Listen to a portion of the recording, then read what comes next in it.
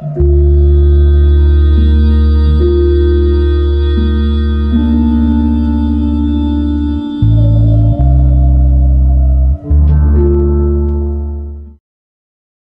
1. The Gentleman Next Door. The town of Briarwood was the kind of place where whispers traveled faster than the wind. Nestled among rolling hills and sprawling meadows, it was a town of manicured lawns and white picket fences, where everyone knew everyone else's business. It was the kind of place where a stranger was an anomaly and a new face could become an open book, its pages eagerly turned by curious eyes. Among the familiar faces was Robert "Rob" Reaper, a man whose presence was as ingrained in the town's fabric as its ancient oak trees. Rob was a handyman by trade, a jack of all trades who was always willing to lend a hand to his neighbors. His charming smile and easygoing nature made him a favorite among the locals. Little did they know that beneath his affable exterior lurked a darkness that would soon grip their town in terror. It was a crisp autumn morning when the first hints of something amiss began to surface. The sun cast a golden glow over Briarwood, its warmth masking the chill that was to come. Rob Reaper, dressed in his usual attire, a worn plaid shirt and faded jeans, was busy at work in his garage, which was filled with a motley assortment of tools and equipment. To any observer, it was a scene of ordinary domesticity. But to Rob, it was his sanctuary, a place where his true nature could unfold in shadows. Rob's garage had always been a hub of activity. From fixing leaky faucets to repairing squeaky doors, he had earned a reputation as the go-to guy for all things repair-related. He was known for his punctuality and reliability, traits that endeared him to the townsfolk. Yet behind the walls of this seemingly innocuous space, a different kind of work was taking place, work that was far from benign. As Rob worked on a particularly stubborn piece of machinery, the doorbell rang. He wiped his hands on a rag and made his way to the front door, his expression shifting from one of concentration to warm hospitality. Standing on the doorstep was a young drifter, a scruffy man with a weary look and a backpack that seemed to hold more memories than possessions. "Morning," Rob greeted with a genial smile. "What can I do for you?" The drifter shifted uncomfortably. "I was hoping to find some work. I'm a bit short on cash, and I heard you might have some odd jobs." Rob's smile widened. "Well, you've come to the right place. I could use an extra pair of hands. Come on in." The drifter's eyes, though tired, flickered with hope. He followed Rob into the house, unaware of the darkness that lay behind the inviting facade. Rob led him to the basement, where he claimed he had some heavy lifting to do.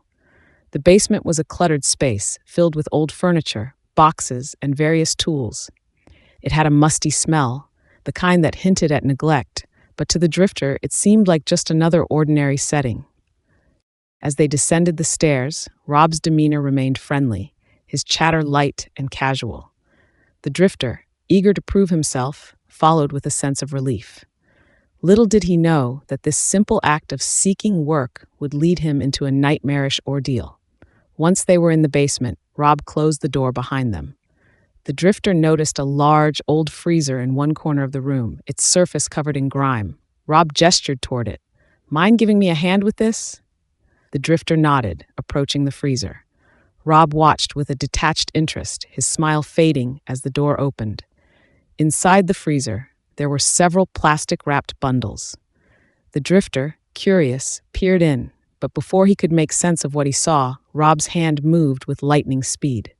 A heavy wrench came crashing down on the drifter's head, and he crumpled to the floor in a stunned heap. Rob's movements were methodical as he dragged the unconscious body over to a table.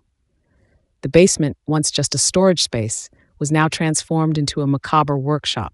On the walls hung an array of tools, saws, knives, and other implements designed for more sinister purposes. The drifter's groans were muffled by a gag, as Rob secured him with rope, preparing for the grim task ahead. Rob's face was impassive, his eyes cold and calculating as he worked. He methodically prepared his tools, setting them out with precision. The drifter, regaining consciousness, began to stir, but the reality of his situation became painfully clear as he saw Rob's expression, a mask of detached cruelty. The work that followed was both brutal and clinical. Rob approached the drifter with a sharp knife, his movements practiced and efficient. He began his work with an eerie calm, dismembering the body with a precision that spoke of experience. The drifter's muffled cries were the only sounds in the otherwise silent basement, his suffering an unremarkable backdrop to Rob's grim task. Hours passed as Rob worked in the dim light of the basement, the cold fluorescent bulbs casting harsh shadows on the walls. The air was heavy with the scent of blood and the sounds of the dismemberment. Rob's meticulousness was evident in the way he cleaned his tools and the care he took in packaging the body parts. They were stored in separate bags, each carefully labeled and cataloged. By the time Rob finished, the basement had become a scene from a nightmare.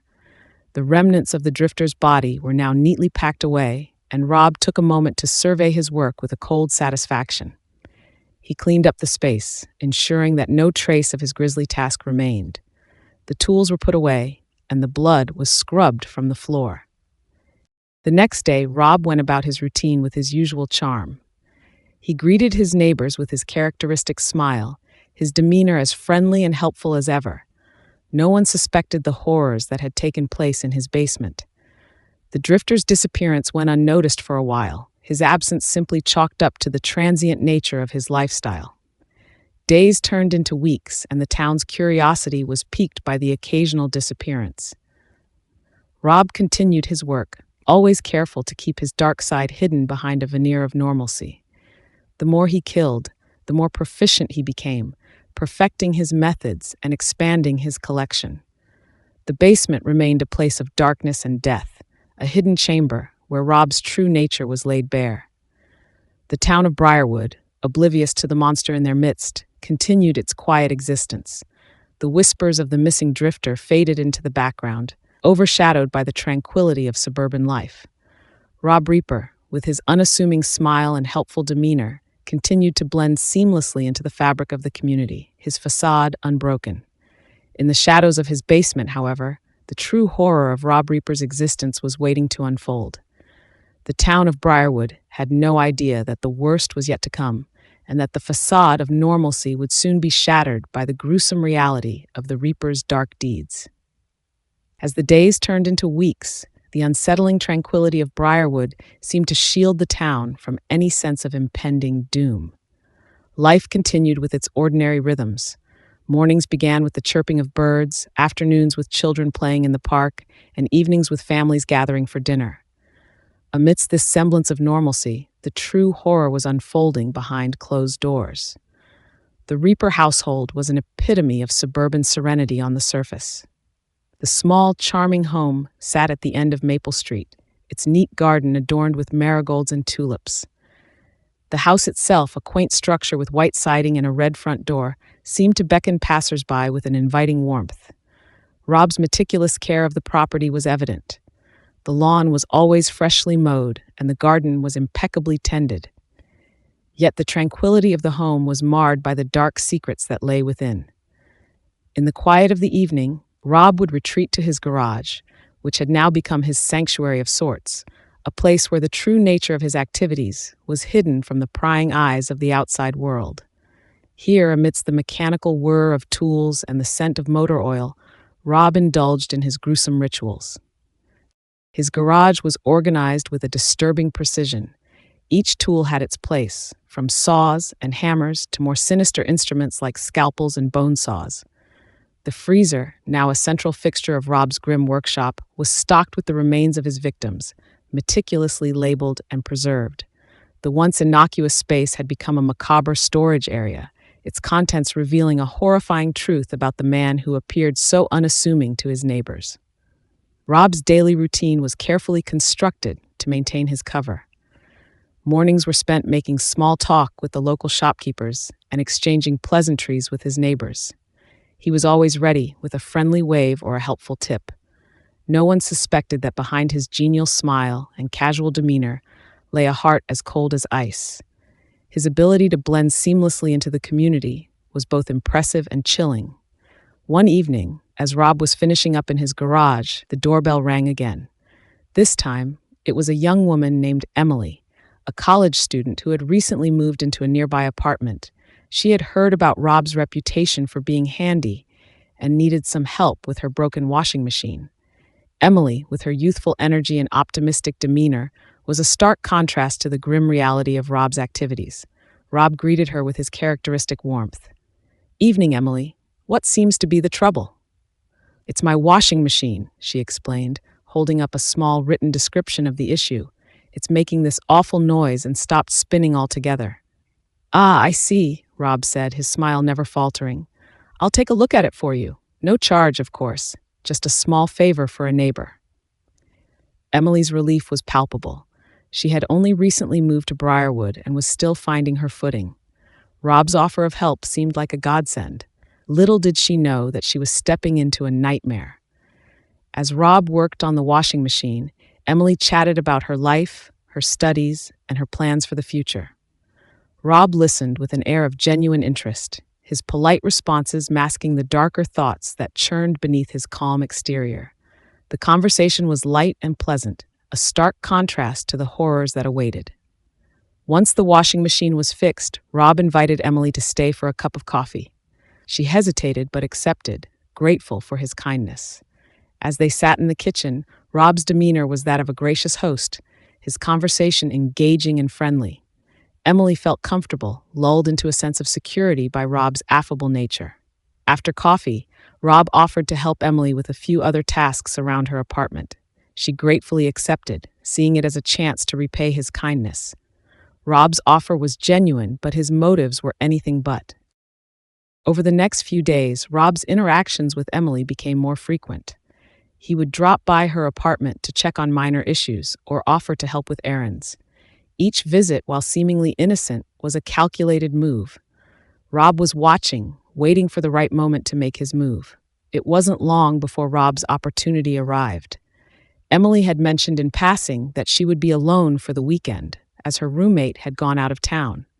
Rob, ever the considerate neighbor, offered to help her with some tasks she needed to complete.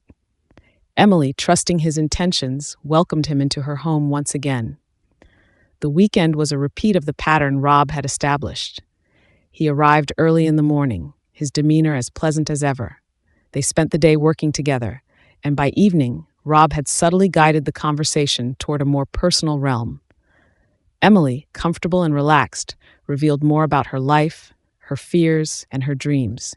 She had no way of knowing that each revelation was being meticulously catalogued by Rob, who was preparing for the inevitable.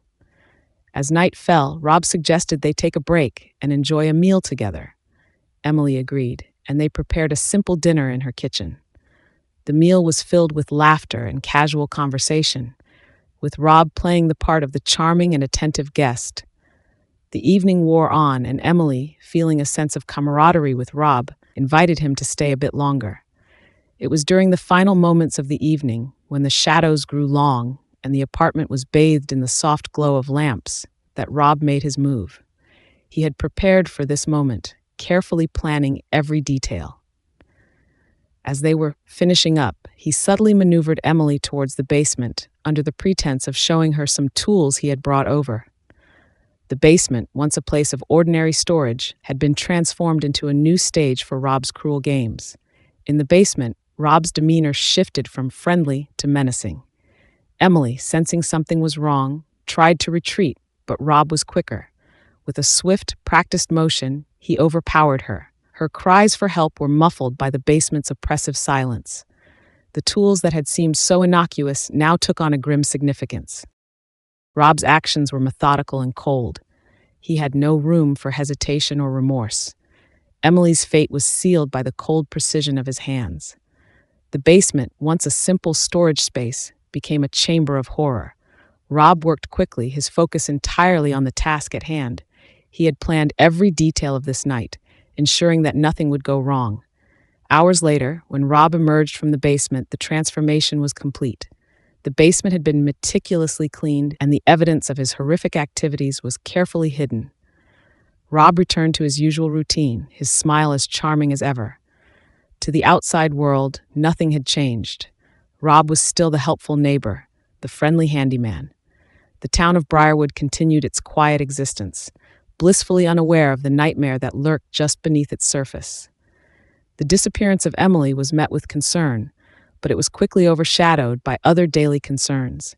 The police launched an investigation, but Rob remained a ghostly presence in the background, his carefully crafted facade intact.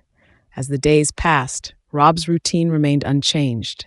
He continued to engage with his neighbors, always with a smile and a friendly word.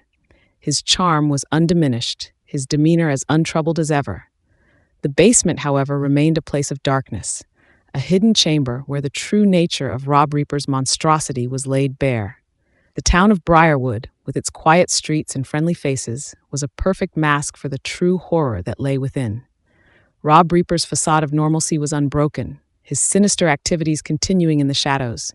The calm veneer of suburban life masked a terrifying reality, and the Reaper's dark deeds would soon escalate, leaving a trail of fear and suffering in their wake. Chapter 2. The Collector of Flesh. The transition from the peaceful exterior of Briarwood to the horrors within Rob Reaper's domain was gradual but relentless. As the town buzzed with the concerns of daily life, Rob's basement had become a macabre collection point, a sanctuary for his dark desires. With each passing day, Rob's methods grew more refined, his understanding of the terror he wielded becoming more profound. The basement, once a mere storage area, had transformed into a grim workshop of horrors.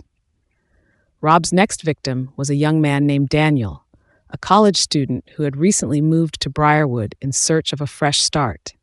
Daniel was a typical student, eager, full of potential, and naive about the dangers lurking in the world. His charm and friendliness had quickly made him a beloved figure among his new acquaintances, including Rob. It was on a rainy evening, as the heavens poured their gloom over the town, that Rob made his move. He had been watching Daniel for days, learning his routines and identifying the perfect opportunity to strike. The rain, with its rhythmic patter against the windows, provided a natural cover for Rob's actions. Rob invited Daniel over to his house under the guise of offering him some help with a minor electrical issue. Daniel, always willing to lend a hand and trusting of Rob's genuine demeanor, accepted the invitation. The invitation was simple. Rob had noticed that Daniel's apartment had flickering lights and thought he could help. When Daniel arrived, the atmosphere in Rob's home was deceptively calm. The living room was warmly lit, and the scent of freshly brewed coffee lingered in the air. Rob greeted him with his usual warmth, and the two quickly moved to the basement, where Rob claimed the real work needed to be done. The basement, though cluttered, was a space Daniel had seen before when he helped Rob carry some boxes. It seemed unremarkable, a typical basement with old furniture and storage items. As they descended the stairs, Rob maintained his cheerful demeanor, chatting amiably about mundane topics. Daniel, unaware of the horror awaiting him, was relaxed and engaged in conversation. It was only when they reached the basement that the sense of dread began to creep in. The air was cold and stale, and the basement was dimly lit by a single, flickering bulb. Rob gestured toward a workbench cluttered with tools. "Let's take a look at this wiring issue." Daniel approached the workbench, his focus on the task at hand. Rob watched him with a predatory calm, his mind already racing through the preparations for the horrific act about to unfold. As Daniel worked on the wiring, Rob's actions were smooth and deliberate. He moved with a practiced efficiency, his eyes scanning the room for the tools he needed. With the wiring issue ostensibly resolved, Rob's demeanor shifted. He casually suggested they take a break and offered Daniel a drink. Daniel, oblivious to the true nature of Rob's intentions, accepted the offer. As they sat at the small table in the corner of the basement, Rob's conversation grew more intimate, drawing Daniel into a false sense of security. The break was brief, and as Daniel prepared to return to the workbench, Rob's demeanor changed. He moved quickly, locking the basement door and cutting off Daniel's exit. The shift from friendly host to menacing predator was sudden and jarring. Daniel's confusion quickly turned to alarm as he realized the true nature of his predicament. Rob's attack was swift and brutal. He had prepared for this moment with tools and restraints ready for use. The basement, with its grim setup and harsh lighting, became the stage for a gruesome scene of violence. Daniel's attempts to fight back were futile against Rob's strength and preparation. The struggle was short-lived, and soon Daniel was restrained and incapacitated. Rob's methodical approach to the dismemberment was both efficient and chilling. He worked with a clinical detachment, each movement precise and deliberate. The tools he used, saws, knives, and other implements, were all carefully chosen for their effectiveness. Daniel's screams were muffled by a gag, and the process was carried out with a grim sense of professionalism.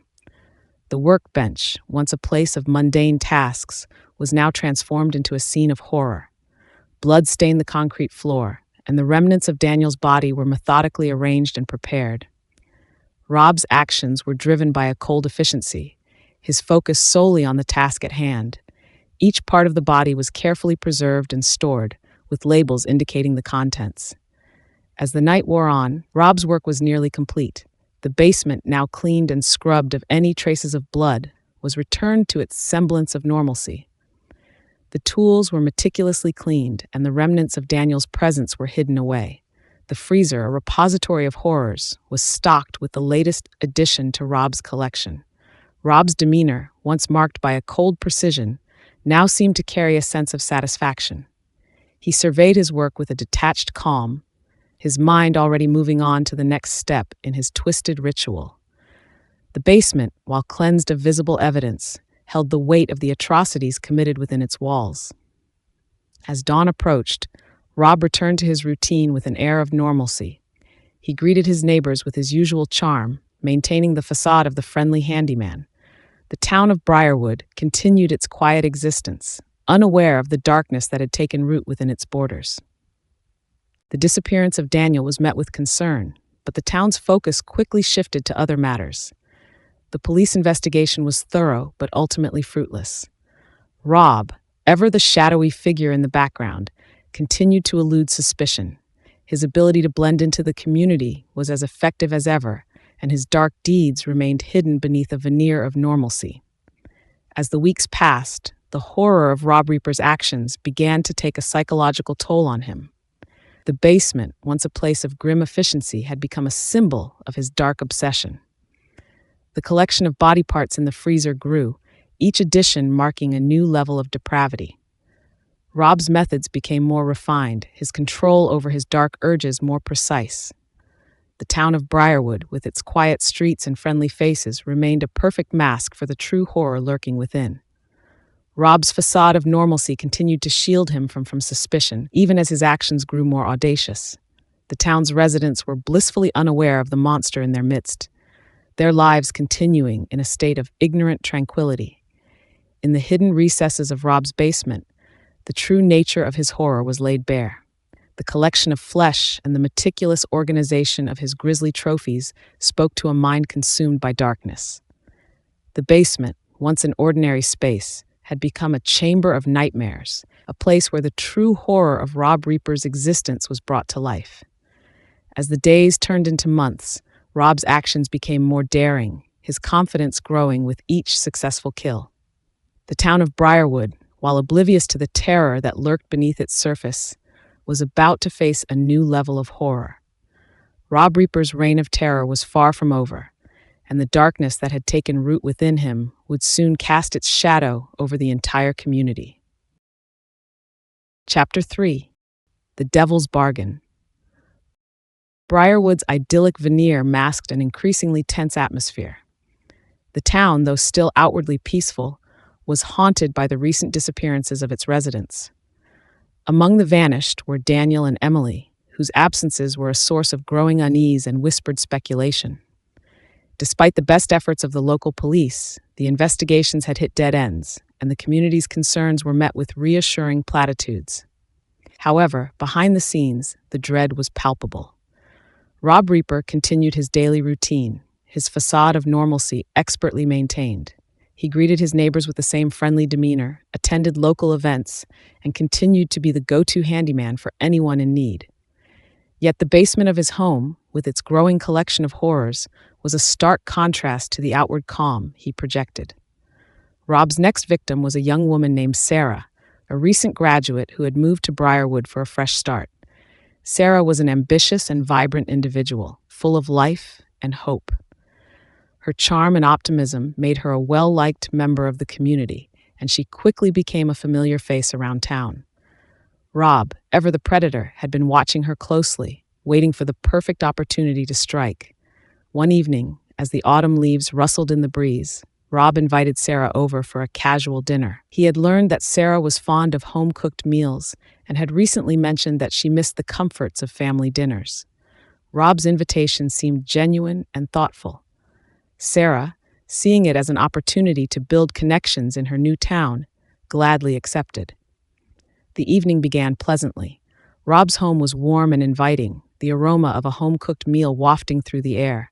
Sarah admired the neatness and the cozy atmosphere of the house, completely at ease in Rob's company. They chatted over dinner, discussing everything from Sarah's career aspirations to Rob's handyman work. Rob's charm was on full display, his conversation engaging and thoughtful. After dinner, Rob offered to show Sarah a few new tools he had acquired. He suggested they move to the basement, where he had set up a small workshop. Sarah, intrigued by Rob's passion for his work, agreed. Little did she know that this seemingly innocent request was a prelude to her own nightmare. The basement, as it had been with previous victims, was meticulously organized. The air was cool, and the light from a single bulb cast long shadows on the walls. Rob's demeanor, once warm and inviting, now took on a more ominous tone. As Sarah explored the basement, her enthusiasm waned, replaced by a growing sense of unease. Rob's behavior subtly shifted as well. His conversation grew more pointed, and he seemed to be gauging Sarah's reactions with an almost clinical interest. He had prepared for this moment with the same methodical precision he applied to his grisly tasks. The tools, which had seemed benign earlier, now took on a sinister significance. As Sarah examined a set of new power tools, Rob approached her with a disarming smile. "I hope you're not getting tired of my little workshop. I just wanted to show you some of the things I've been working on." Sarah, sensing that something was off, offered a polite smile. "No, not at all. It's really impressive." Rob's smile grew colder. "I'm glad you think so. There's something special about having a place to work on projects." As Sarah turned her attention to a particularly intricate tool, Rob's hand moved subtly toward a drawer. Inside, hidden beneath a stack of old rags, were various restraints and instruments of torture. His movements were careful and deliberate, ensuring that Sarah remained unaware of the true nature of his preparations. The transition from conversation to violence was swift. Rob's demeanor changed in an instant. With a practiced motion, he grabbed Sarah and quickly overpowered her. The basement, once a place of casual interest, became a chamber of horror. Sarah's shocked cries for help were muffled by the gag Rob had prepared, her attempts to fight back rendered futile by his strength and preparation. Rob's actions were methodical, his efficiency in carrying out his gruesome tasks cold and precise. He had prepared for this moment with meticulous care, ensuring that everything was in place for his dark ritual. The tools that had once seemed innocent now played a central role in his macabre activities. Sarah's struggle was short-lived. The process of dismemberment, while brutal and horrifying, was carried out with a clinical detachment. Rob's focus was unwavering, his movements practiced and efficient. Each part of Sarah's body was carefully preserved and stored, her fate sealed by Rob's chilling determination.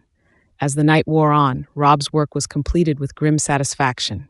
The basement once again was cleaned and restored to its semblance of normalcy. The evidence of his horrific activities was hidden away, and the freezer was stocked with the latest addition to his collection. Rob's demeanor, as he emerged from the basement, was one of calm satisfaction, his exterior as untroubled as ever. The disappearance of Sarah was met with growing concern in Briarwood. The police investigation intensified, with searches conducted and interviews held. Despite their efforts, the investigation yielded no significant leads, and the town's anxiety continued to build.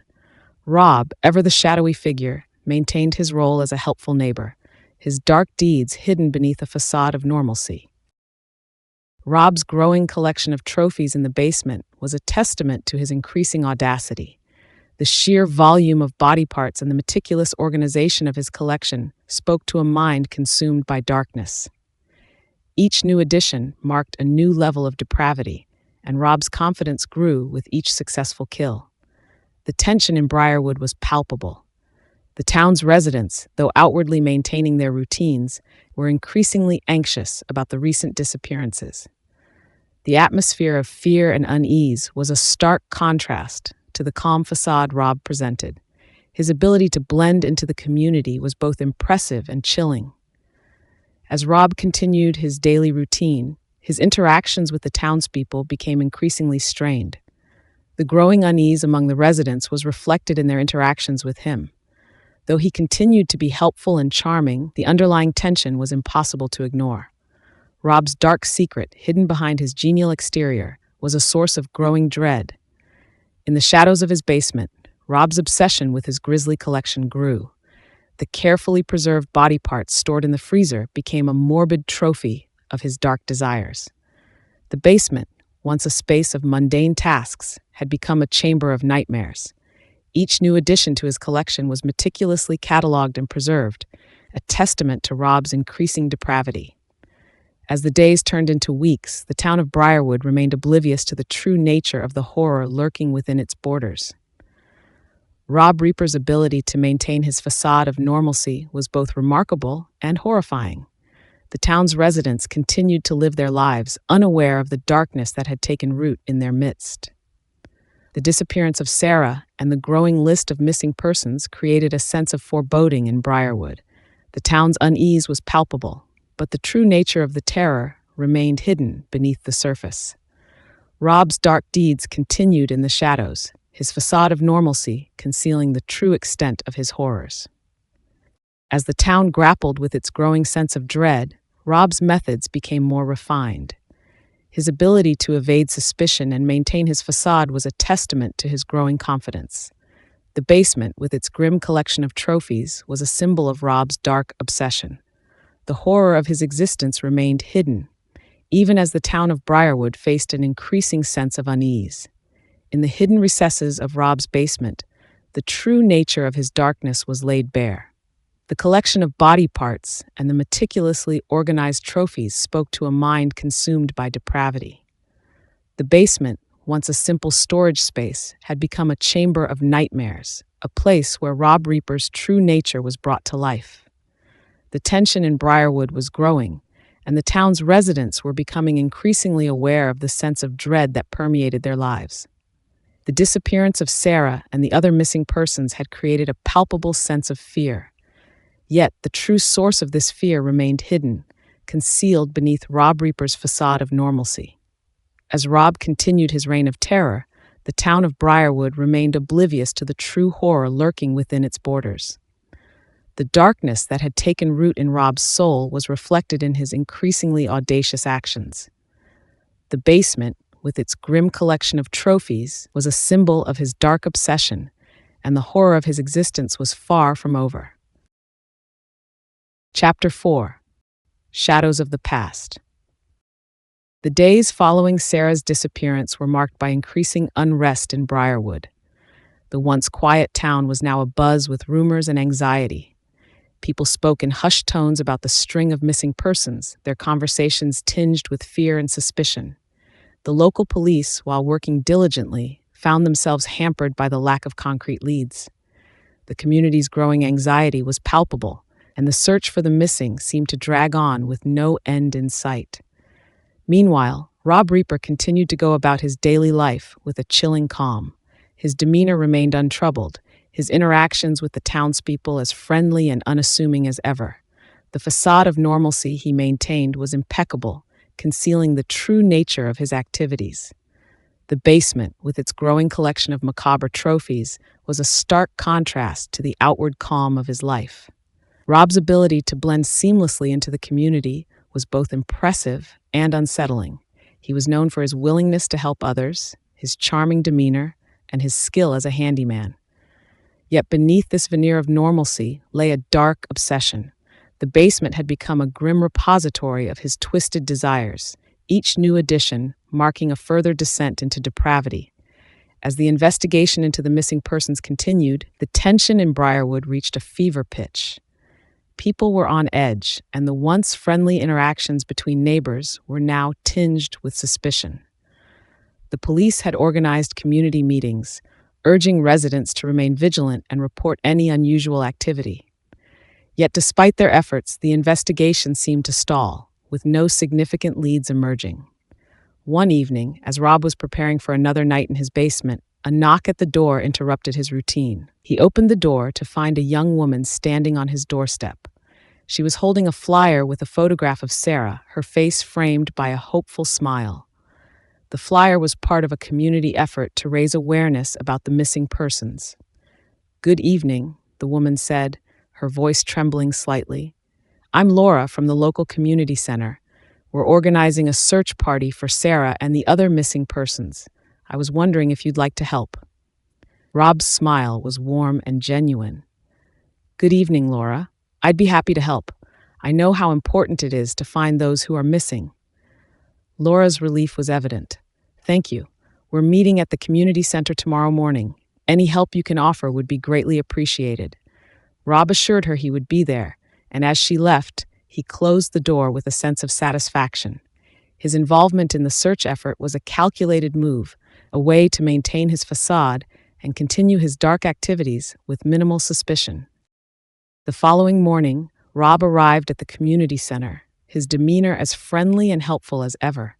The search party was a mix of concerned residents and dedicated volunteers, all united by their desire to find the missing. Rob's participation was noted and appreciated by the organizers, and he quickly integrated himself into the group. His presence was a reassuring one, a sign of solidarity in a time of uncertainty. As the search efforts were organized and teams were dispatched to various locations around town, Rob took a moment to observe the unfolding scene. His interactions with the volunteers were marked by a genuine concern that belied the darkness he harbored. He offered to help distribute flyers and assist with coordinating the search efforts, his actions always in line with his carefully crafted persona. The search continued throughout the day, with teams combing through wooded areas, parks, and other locations where the missing might have been. Rob's participation was meticulous. He offered assistance wherever it was needed, all the while keeping a watchful eye on the proceedings. His role in the search was both strategic and unsettling, a means of furthering his cover while continuing his grim activities. As the sun began to set, the search party reconvened at the community center. The mood was somber, the efforts of the day having yielded no significant breakthroughs. Rob, ever the supportive presence, offered words of encouragement to the weary volunteers, his demeanor a perfect blend of sympathy and reassurance. "Thank you all for your hard work today," Rob said, his voice warm and sincere. "We'll continue to do everything we can to find those who are missing." The volunteers expressed their gratitude, and as they dispersed, Rob returned to his home. The day's events had provided him with ample cover, allowing him to continue his dark work with less scrutiny. The basement, which had been meticulously cleaned after his last grim task, was now ready for its next use. As night fell, Rob descended into the basement, his demeanor shifting from friendly neighbor to methodical predator. The basement, with its grim collection of trophies, was a stark reminder of his dark obsession. Each new addition to his collection was carefully preserved and cataloged, a testament to Rob's increasingly depraved desires. Rob's next victim was a young man named Alex, a local journalist known for his curiosity and keen sense of justice. Alex had been following the missing persons case closely, his articles highlighting the growing sense of unease in Briarwood. His probing into the case had made him a target for Rob, who saw an opportunity to both satisfy his dark urges and eliminate a potential threat. Alex's routine had brought him into contact with Rob on several occasions. Their interactions had been casual, with Alex occasionally seeking Rob's help with minor repairs, and Rob offering assistance with his usual charm. It was during one of these interactions that Rob had learned enough about Alex's habits to devise a plan. Rob invited Alex over under the pretense of discussing a minor repair issue at his home. Alex, eager to help with the ongoing search for the missing persons, agreed. The invitation seemed harmless enough, and Alex was unaware of the true nature of Rob's intentions. As Alex arrived at Rob's home, the atmosphere was as warm and inviting as ever. Rob greeted him with a friendly smile and led him to the basement, where he claimed the repair work needed to be done. The basement, with its dim lighting and chilling atmosphere, was a stark contrast to the welcoming exterior of Rob's home. Rob's demeanor, while still friendly, carried an undercurrent of tension. He had prepared for this moment with the same methodical precision he applied to his grim activities. The tools and restraints were carefully arranged, ready for use. As Alex began to inspect the basement, Rob's casual conversation grew more pointed, probing into Alex's investigations and his theories about the missing persons. The transition from casual conversation to violence was swift. Rob's attack was brutal and efficient, his actions driven by a cold determination. Alex's attempts to fight back were futile against Rob's strength and preparation. The basement, once a place of benign tasks, became a chamber of horror. Rob's methodical approach to the dismemberment of Alex's body was chilling. The tools, once symbols of ordinary tasks, now played a central role in his macabre activities. Each part of Alex's body was carefully preserved and stored, his fate sealed by Rob's chilling precision. The basement, once again, was meticulously cleaned. The evidence of Rob's horrific activities was hidden away, and the freezer was stocked with another grim addition. Rob's demeanor, as he emerged from the basement, was one of satisfaction. His ability to maintain his facade was unbroken, and the darkness within him continued to grow. The investigation into the missing persons continued, with Alex's disappearance adding to the growing list of concerns. The police were stretched thin, their efforts hampered by the lack of leads. The town of Briarwood remained on edge, the sense of fear and unease growing with each passing day.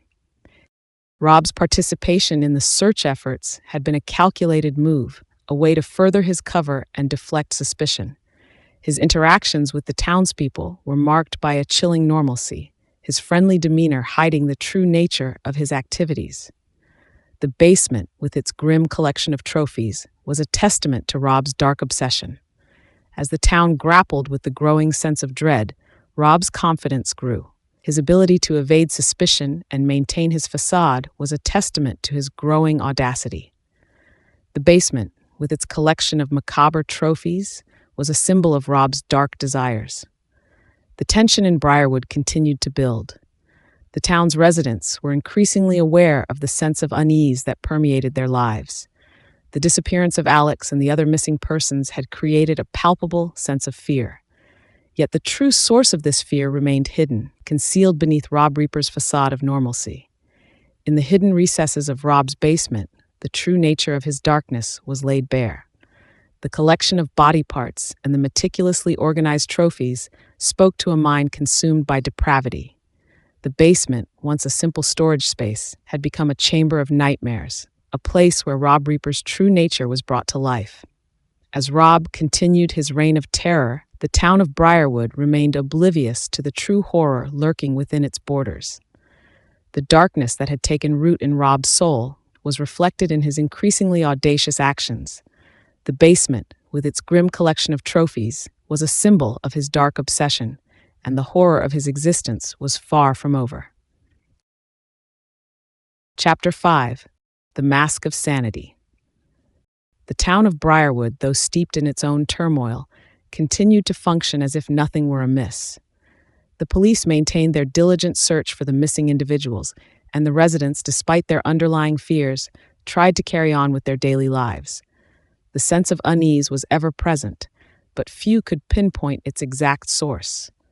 The shadows of Rob Reaper's activities loomed large over the town, yet his outward demeanor remained as untroubled as ever. Rob's life had become a careful balancing act. His facade of normalcy was now more critical than ever. The recent disappearances had heightened scrutiny and suspicion, and Rob's participation in the search efforts only served to deepen the illusion of his innocence. Behind closed doors, however, the darkness within him grew ever more consuming. One evening, Rob was approached by a local journalist named Claire, who had recently moved to Briarwood. Claire was known for her investigative skills and had been working on a series of articles about the missing persons case. Her sharp mind and keen sense of justice made her a formidable presence, and her latest article had stirred considerable interest among the townspeople. Rob, recognizing the potential threat she posed, saw an opportunity to deal with the issue before it became too significant.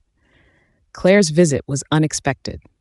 She arrived at Rob's doorstep with a determined look, clutching a notepad and a recorder. "Good evening, Mr. Reaper. I'm Claire Dawson from the Briarwood Gazette.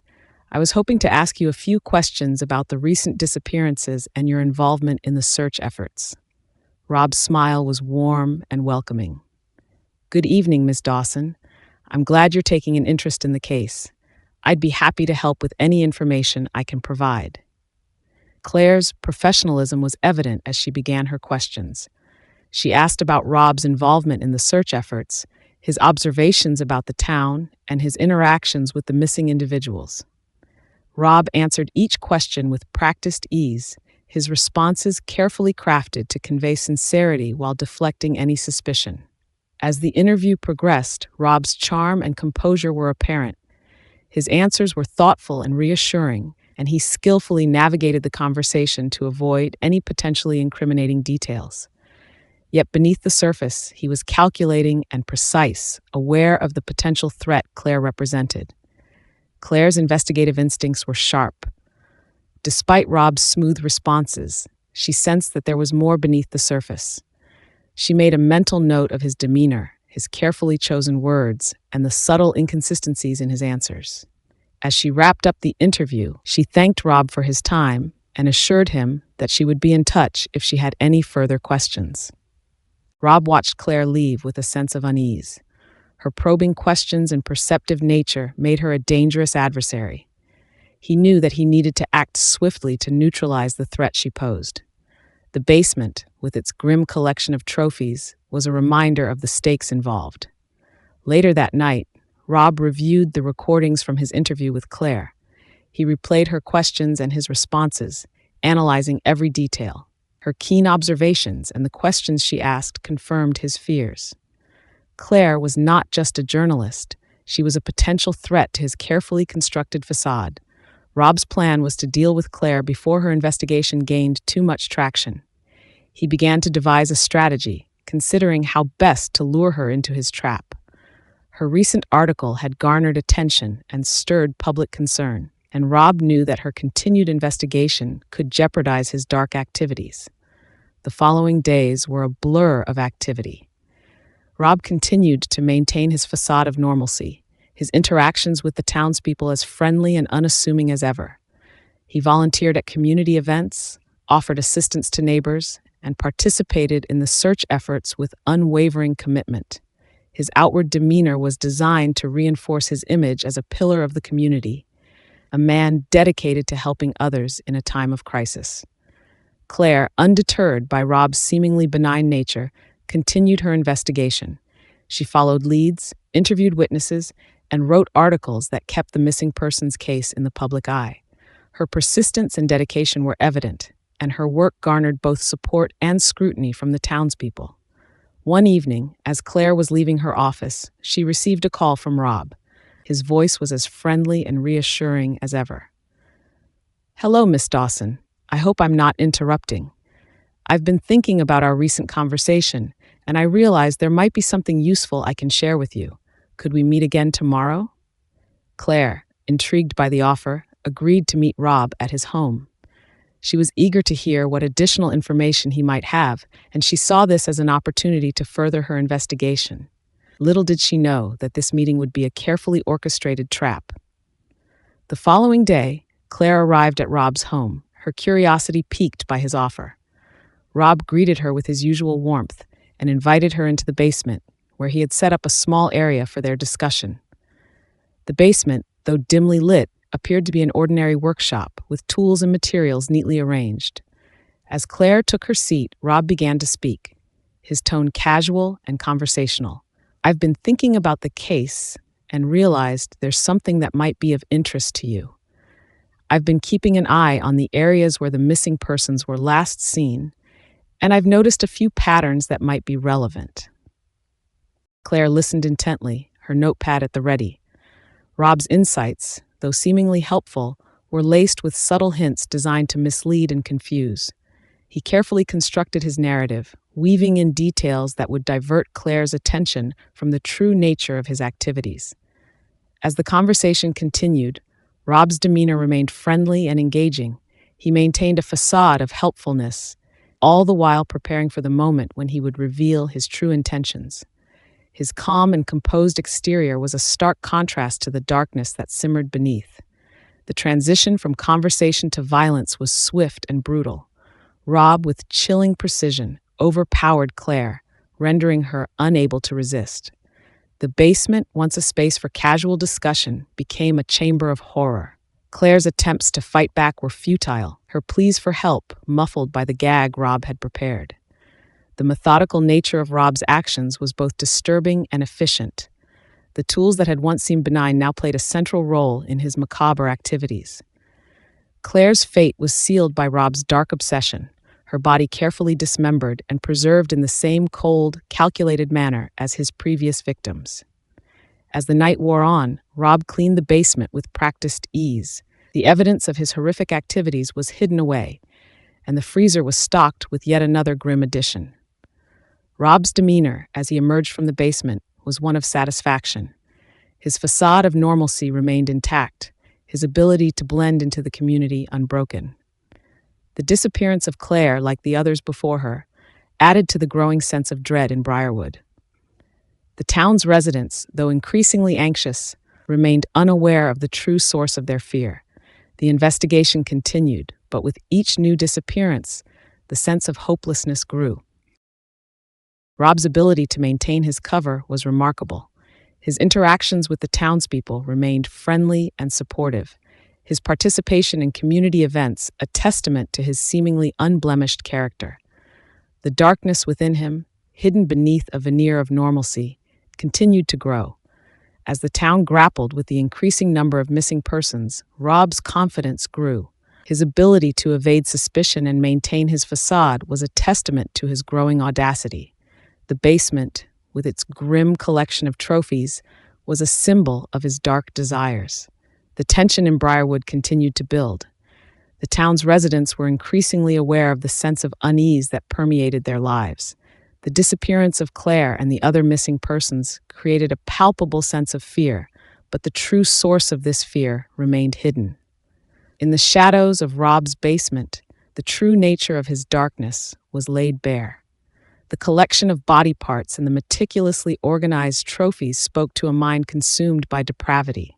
The basement, once a simple storage space, had become a chamber of nightmares, a place where Rob Reaper's true nature was brought to life.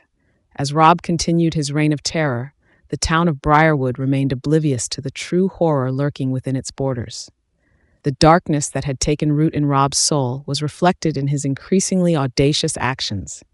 The basement, with its grim collection of trophies, was a symbol of his dark obsession, and the horror of his existence was far from over.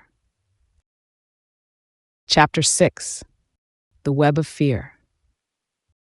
The town of Briarwood was now an unsettling tableau of fear and tension. The recent string of disappearances had left the community in a state of heightened anxiety. The local authorities, despite their best efforts, seemed to be running in circles, struggling to find any concrete leads. The missing persons case had become a haunting echo that reverberated through every street and home.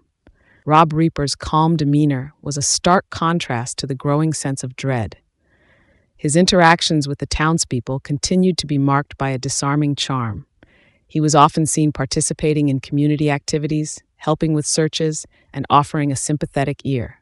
His outward behavior was a meticulously crafted performance, designed to deflect suspicion and maintain his carefully constructed facade. One afternoon, as Rob was working on a minor repair at a neighbor's house, he overheard a conversation between two residents. The discussion was centered around the recent disappearances and the increasing frustration with the lack of progress in the investigation. Rob's ears perked up as he listened to their concerns, his mind racing with thoughts of how he could exploit the situation to his advantage. The conversation revealed a growing sense of distrust within the community. The residents were beginning to question the efficacy of the police, and whispers of potential suspects were circulating. The sense of paranoia was palpable, and Rob recognized the opportunity to further entrench himself in the town's fabric. Later that evening, Rob made his way to a local diner, a popular spot for townsfolk to gather and share their thoughts. The diner, with its cozy atmosphere and warm lighting, was a stark contrast to the underlying tension that pervaded Briarwood. Rob's presence was as unobtrusive as ever. He ordered a meal and took a seat at the counter, where he struck up casual conversations with the patrons. As he engaged in small talk, Rob subtly steered the conversation towards the missing persons case. He listened with a feigned interest as the diners expressed their frustrations and theories. The discussions ranged from wild speculation to unfounded accusations, and Rob's role in these conversations was that of a concerned citizen, expressing empathy and understanding. During one such conversation, a local named Tom spoke about a troubling encounter he had experienced. Tom had been out for a late-night walk when he claimed to have seen someone lurking in the shadows. His description was vague, but his fear was evident. "I don't know who it was," Tom said, his voice trembling slightly, "but something about it just didn't sit right with me. I've been on edge ever since." Rob listened intently, his expression one of genuine concern. "That sounds frightening, Tom. It's understandable to be uneasy with everything going on. Maybe you should report it to the police, just in case." Tom nodded, though his expression was doubtful. "I've thought about it, but I'm not sure if it's worth mentioning. It could be nothing." Rob's suggestion was a calculated move. By encouraging Tom to report his encounter, Rob was indirectly creating a diversion. The police would be forced to investigate yet another inconclusive lead, further stretching their already limited resources. The conversation at the diner eventually shifted to lighter topics, and Rob's presence faded into the background. He finished his meal and left, his mind already working on his next move. The web of fear that was beginning to envelop Briarwood was something Rob intended to exploit fully. Each piece of misinformation, each planted seed of doubt, was part of his larger strategy to maintain his facade and continue his grim activities. The following day, Rob was approached by a new character in the town, a private investigator named Daniel Harris. Daniel had been hired by a group of concerned citizens to look into the missing persons case. His reputation as a skilled investigator preceded him, and his presence added a new layer of complexity to the situation. Daniel's arrival in Briarwood had stirred a mix of hope and apprehension among the residents. They were eager for any breakthrough in the case, but were also wary of the potential disruption that a private investigator could bring. Daniel's reputation for thoroughness and persistence made him a formidable presence, and his approach to the investigation was methodical and unyielding. Rob's first interaction with Daniel was at the community center, where the investigator had set up a temporary office. Daniel was reviewing files, interviewing witnesses, and organizing search efforts. Rob, ever the friendly neighbor, approached him with a warm smile. "Good afternoon, Mr. Harris," Rob said, extending a hand. "I'm Rob Reaper. I've heard about your work and wanted to introduce myself. If there's anything I can do to assist with the investigation, please don't hesitate to let me know." Daniel shook Rob's hand, his gaze sharp and assessing. "Thank you, Mr. Reaper. I appreciate the offer. We're doing everything we can to find those who are missing. Any help from the community is valuable." Rob's interaction with Daniel was carefully calibrated. He maintained a friendly demeanor while subtly probing for information about the investigation. He was particularly interested in any potential leads or areas of focus that Daniel might have. As the days passed, Rob's efforts to stay informed about the investigation continued. He attended meetings, participated in search efforts, and engaged with Daniel whenever possible.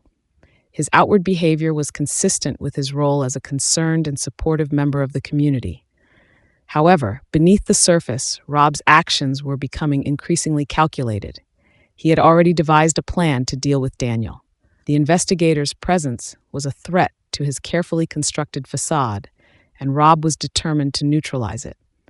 One evening, after a particularly intense day of investigation, Daniel was found in a secluded area of town, reviewing notes and preparing for the next day's work. Rob had been tracking Daniel's movements closely, and he saw an opportunity to strike. Under the guise of offering assistance, Rob approached Daniel, his demeanor friendly and non-threatening. "I noticed you were working late. Is there anything I can help with? I know it's been a long day." Daniel looked up, his expression weary but appreciative. "Thanks, Mr. Reaper. I'm just wrapping up some notes. It's been a busy day." Rob's demeanor was reassuring, but his mind was calculating. He had prepared a plan to incapacitate Daniel and deal with him in the same methodical manner he had used with his previous victims. The secluded area offered the perfect opportunity for his grim intentions.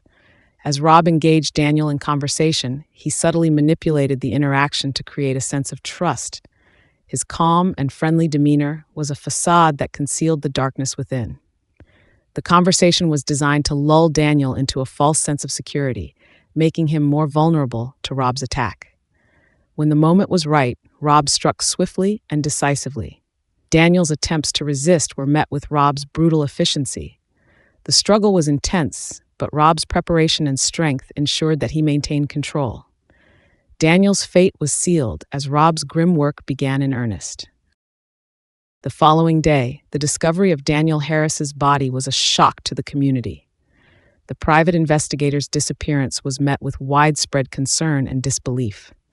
The police were faced with yet another high-profile case, and the pressure to find the missing individuals intensified. Rob's actions, though hidden from the public eye, were becoming increasingly audacious.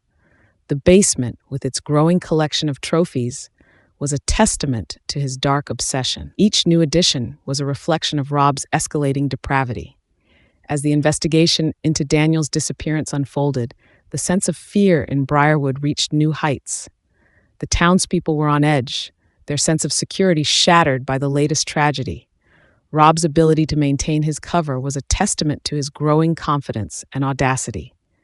The web of fear that Rob had woven was now a palpable presence in Briarwood.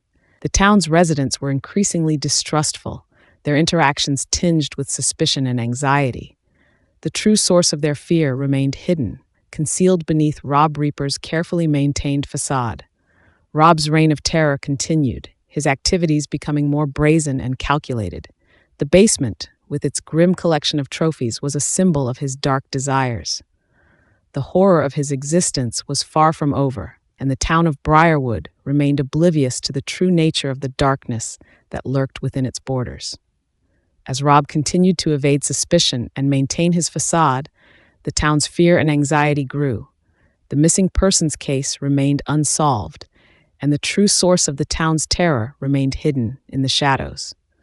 The darkness that had taken root in Rob's soul was reflected in his increasingly audacious actions, and the horror of his existence was a grim reminder of the evil that lurked just beneath the surface.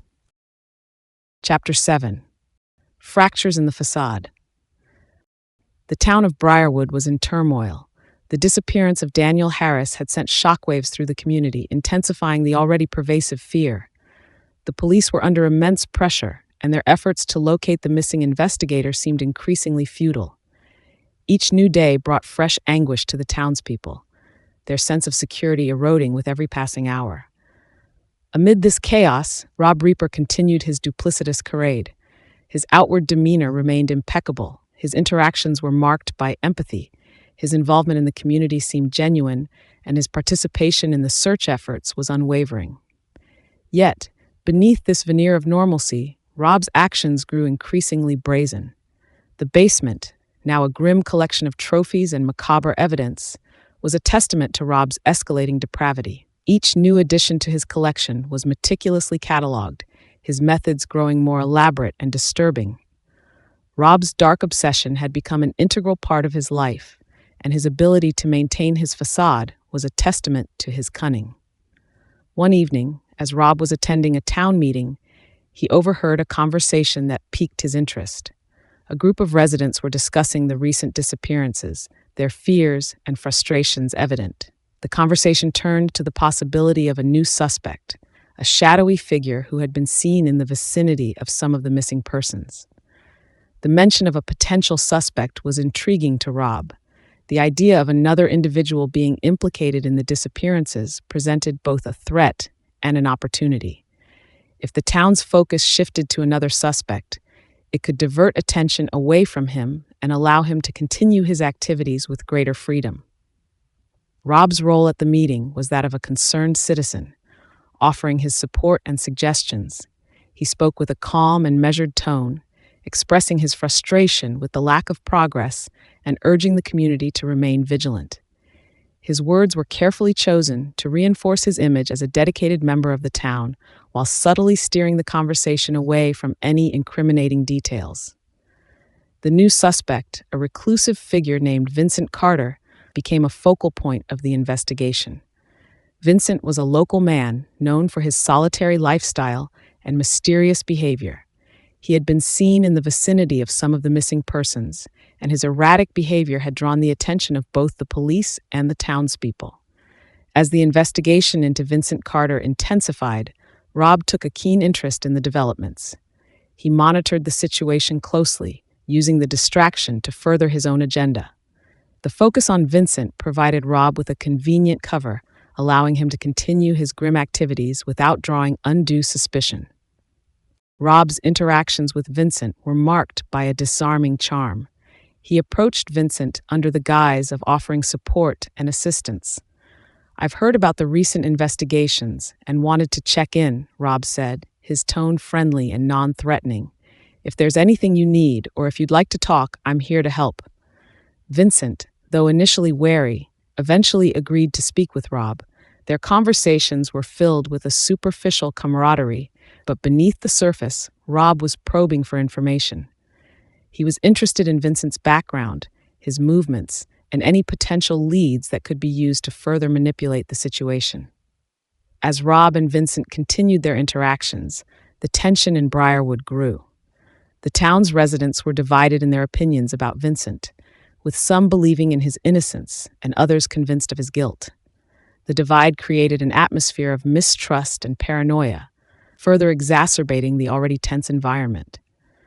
One evening, Rob orchestrated a chance encounter with Vincent.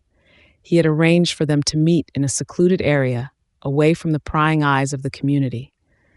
The meeting was framed as an opportunity for Vincent to clear his name and discuss the ongoing investigation.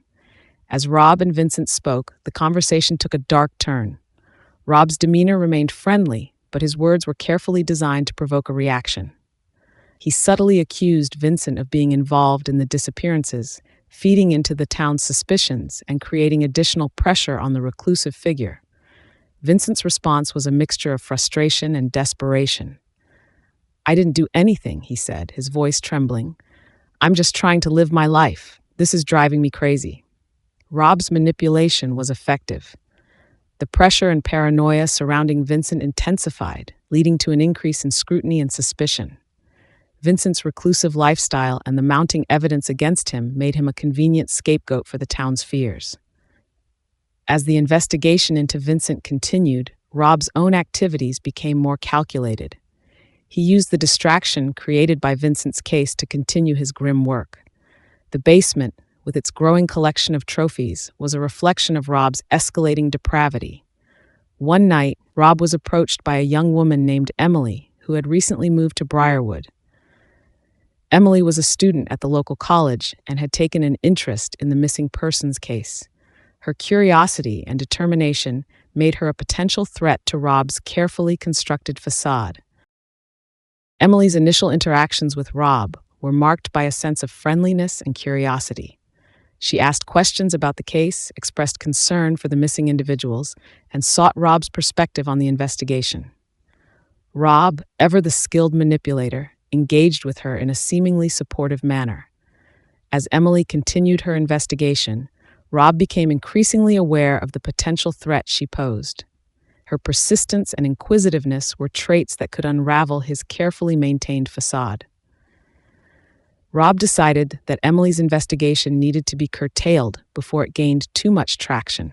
Rob's approach to dealing with Emily was methodical. He began by subtly discouraging her from pursuing the case, suggesting that her efforts might be better spent on other matters.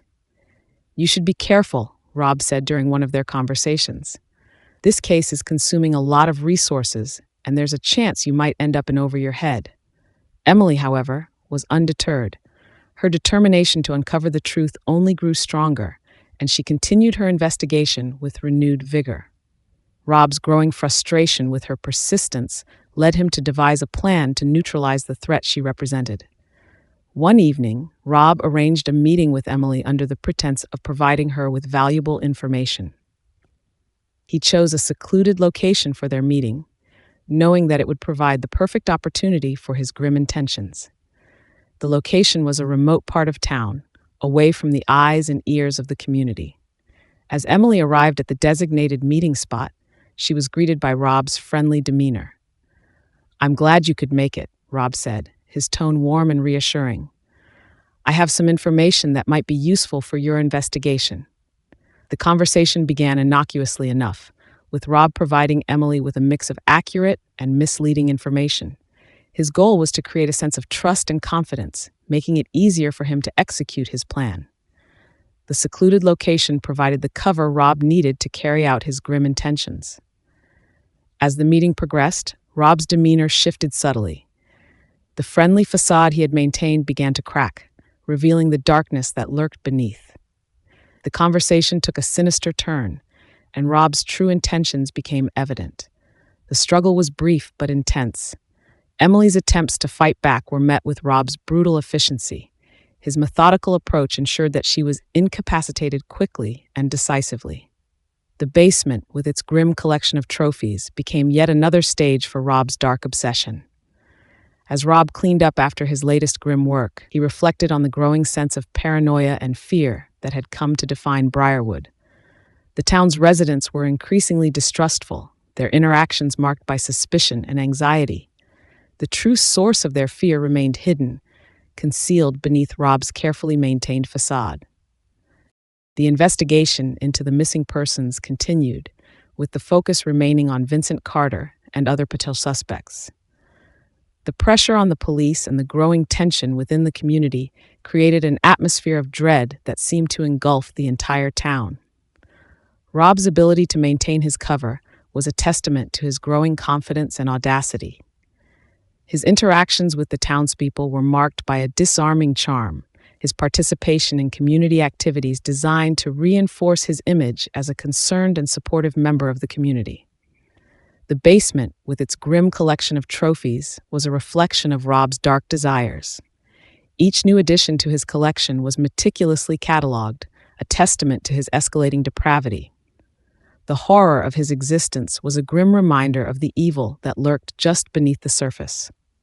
As Briarwood continued to grapple with the fear and anxiety that had become a part of daily life, Rob's reign of terror remained hidden from view. The town's residents were increasingly on edge, their sense of security shattered by the ongoing investigation and the pervasive sense of dread. The web of fear that Rob had woven was now a palpable presence in Briarwood. The town's residents were divided, their interactions marked by mistrust and suspicion. The true source of their fear remained hidden in the shadows, concealed beneath Rob Reaper's carefully maintained facade. The darkness that had taken root in Rob's soul was reflected in his increasingly audacious actions. The basement, with its growing collection of trophies, was a symbol of his dark obsession.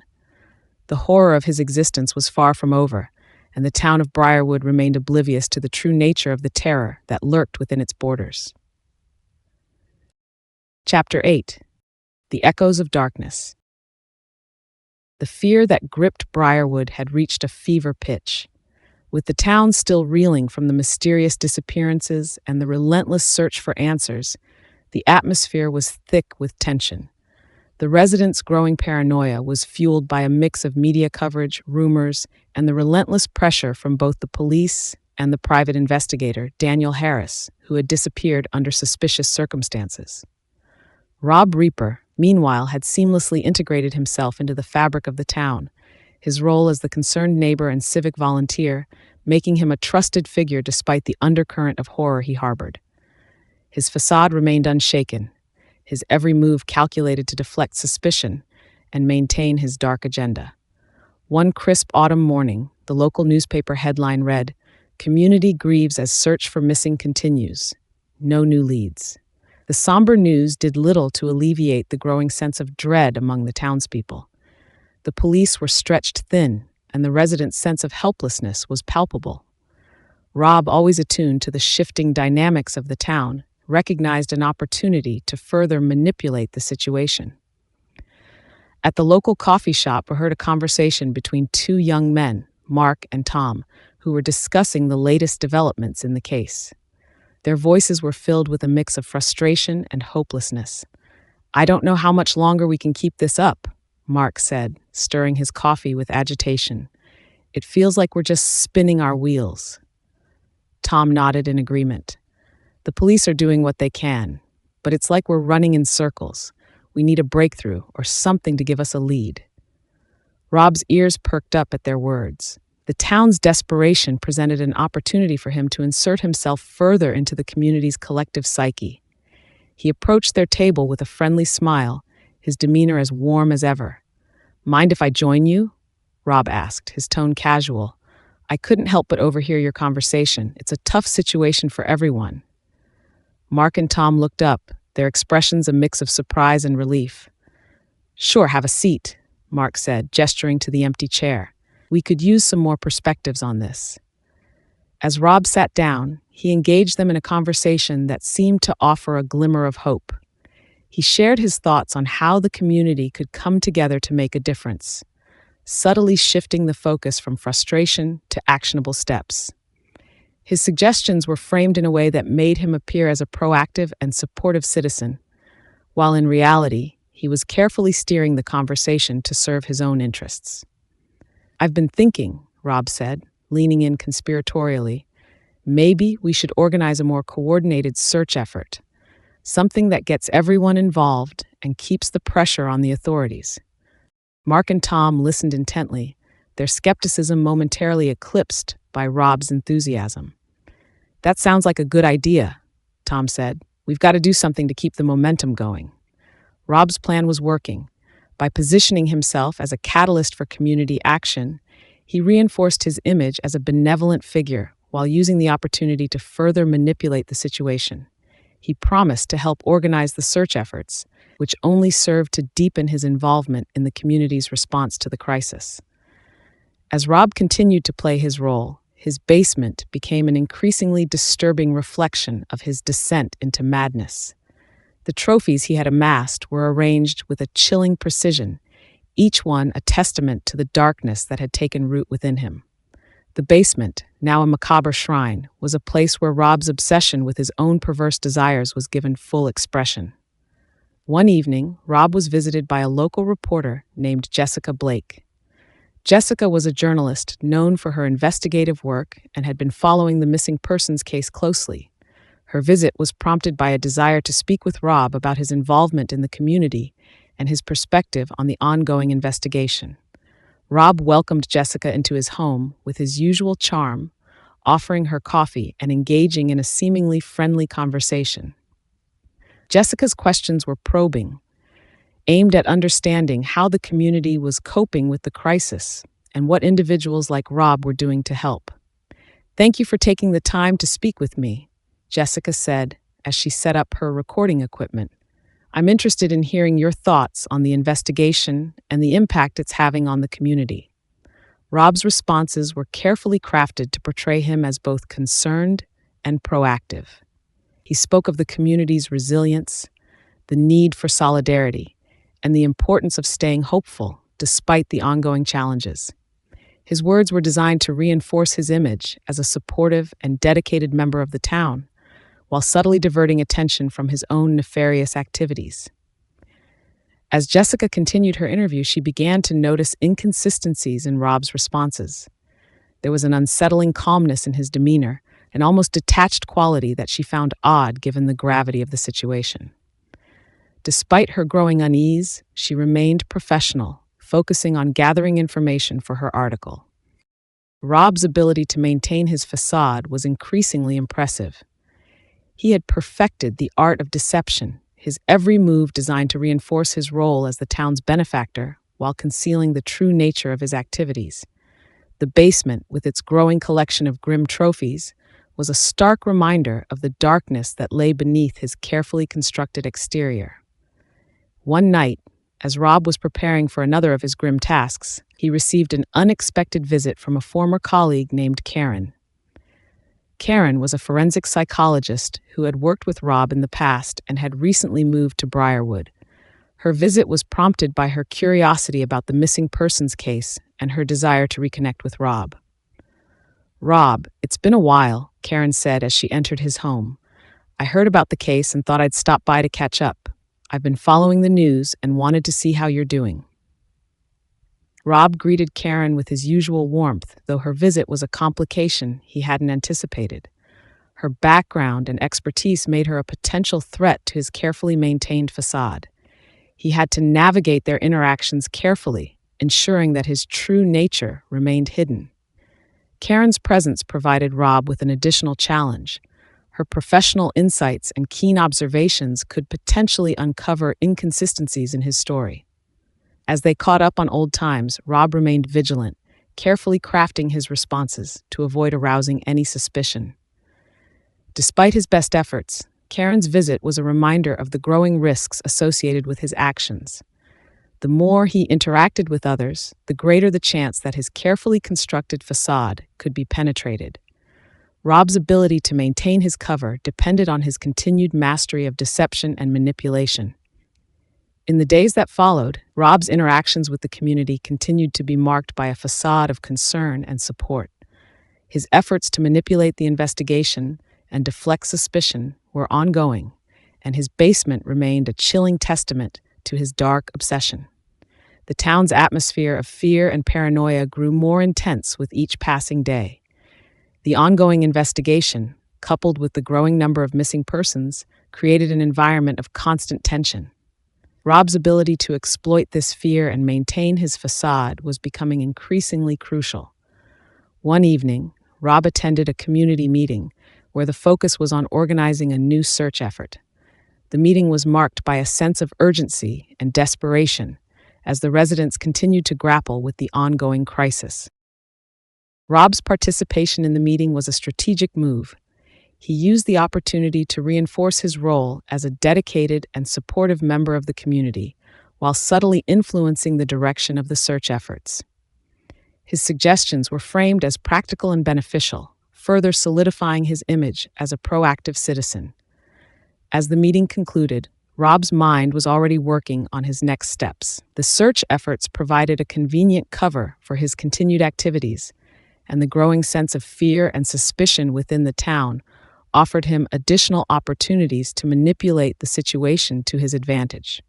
The basement, with its grim collection of trophies, was a reflection of Rob's escalating depravity. Each new addition to his collection was meticulously catalogued, a testament to his dark obsession. The horror of his existence was far from over, and the town of Briarwood remained oblivious to the true nature of the terror that lurked within its borders. As Briarwood continued to grapple with the fear and anxiety that had become a part of daily life, Rob's reign of terror remained hidden from view. The town's residents were increasingly on edge, their sense of security shattered by the ongoing investigation and the pervasive sense of dread. The web of fear that Rob had woven was now a palpable presence in Briarwood. The town's residents were divided, their interactions marked by mistrust and suspicion. The true source of their fear remained hidden in the shadows, concealed beneath Rob Reaper's carefully maintained facade. The darkness that had taken root in Rob's soul was reflected in his increasingly audacious actions. The basement, with its growing collection of trophies, was a symbol of his dark obsession. The horror of his existence was far from over, and the town of Briarwood remained oblivious to the true nature of the terror that lurked within its borders. Chapter 9. The Weight of Shadows. The cold grip of autumn tightened around Briarwood as the days grew shorter and the nights longer. The once vibrant town, now overshadowed by a pervasive sense of dread, seemed to be suffocating under the weight of its own fear. The ongoing investigation into the disappearances had reached a critical juncture, and the community's desperation was palpable. Rob Reaper, ever the master of disguise, continued to play his role with unnerving precision. His every interaction was calculated to reinforce his image as a concerned and supportive member of the community, while his true nature remained carefully hidden behind a veneer of normalcy. Yet, beneath this facade, the darkness that drove him continued to fester, pushing him towards ever more horrifying acts. As the investigation dragged on, the town's focus remained largely on Vincent Carter, the reclusive figure who had become a symbol of their fears. Vincent's isolation and the circumstantial evidence linking him to the disappearances made him an easy target for suspicion. The growing public outcry and mounting pressure on the authorities had resulted in increased scrutiny of Vincent, further isolating him from the community. Rob's interactions with Vincent were a delicate dance of deception. He continued to present himself as a concerned friend, offering support and advice under the guise of genuine concern. However, Rob's true intentions were far darker. He saw Vincent's predicament as an opportunity to further manipulate the situation, using the reclusive man as a convenient scapegoat while he pursued his own sinister goals. One chilly evening, Rob attended a town hall meeting where the focus was on discussing the latest developments in the investigation. The meeting was filled with an air of anxious anticipation as residents voiced their frustrations and fears. The police, faced with mounting pressure, provided updates on the case, but progress seemed elusive. Rob used the meeting as another opportunity to solidify his role as a community leader. He spoke passionately about the need for continued vigilance and cooperation, his words carefully chosen to inspire a sense of unity while subtly steering the conversation away from any incriminating details. His contributions were met with nods of agreement and expressions of gratitude from the other attendees, reinforcing his image as a devoted and caring member of the town. As the meeting concluded, Rob's mind was already focused on his next move. The growing sense of fear and mistrust in the town provided a convenient cover for his increasingly audacious actions. The basement, with its grim collection of trophies, was a reflection of his dark obsession, and Rob's need to continue feeding this obsession drove him to seek out new victims. One night, as the town lay shrouded in darkness, Rob prowled the streets with a calculated purpose.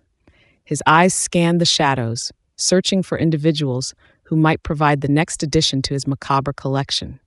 The fear that pervaded the town made it easier for him to blend in, his outward appearance of normalcy providing the perfect cover for his sinister intentions. Rob's target that night was a young woman named Lisa, a college student who had recently moved to Briarwood. Lisa was a newcomer to the town, and her recent arrival made her an ideal candidate for Rob's dark designs. He had been watching her for some time, noting her routines and vulnerabilities. On this particular night, Lisa was walking home from a late study session at the college library. The street was dimly lit, and the eerie silence of the night amplified her sense of isolation. Rob, who had been following her from a distance, approached her with a casual, disarming smile. "Good evening," Rob said, his tone friendly and reassuring.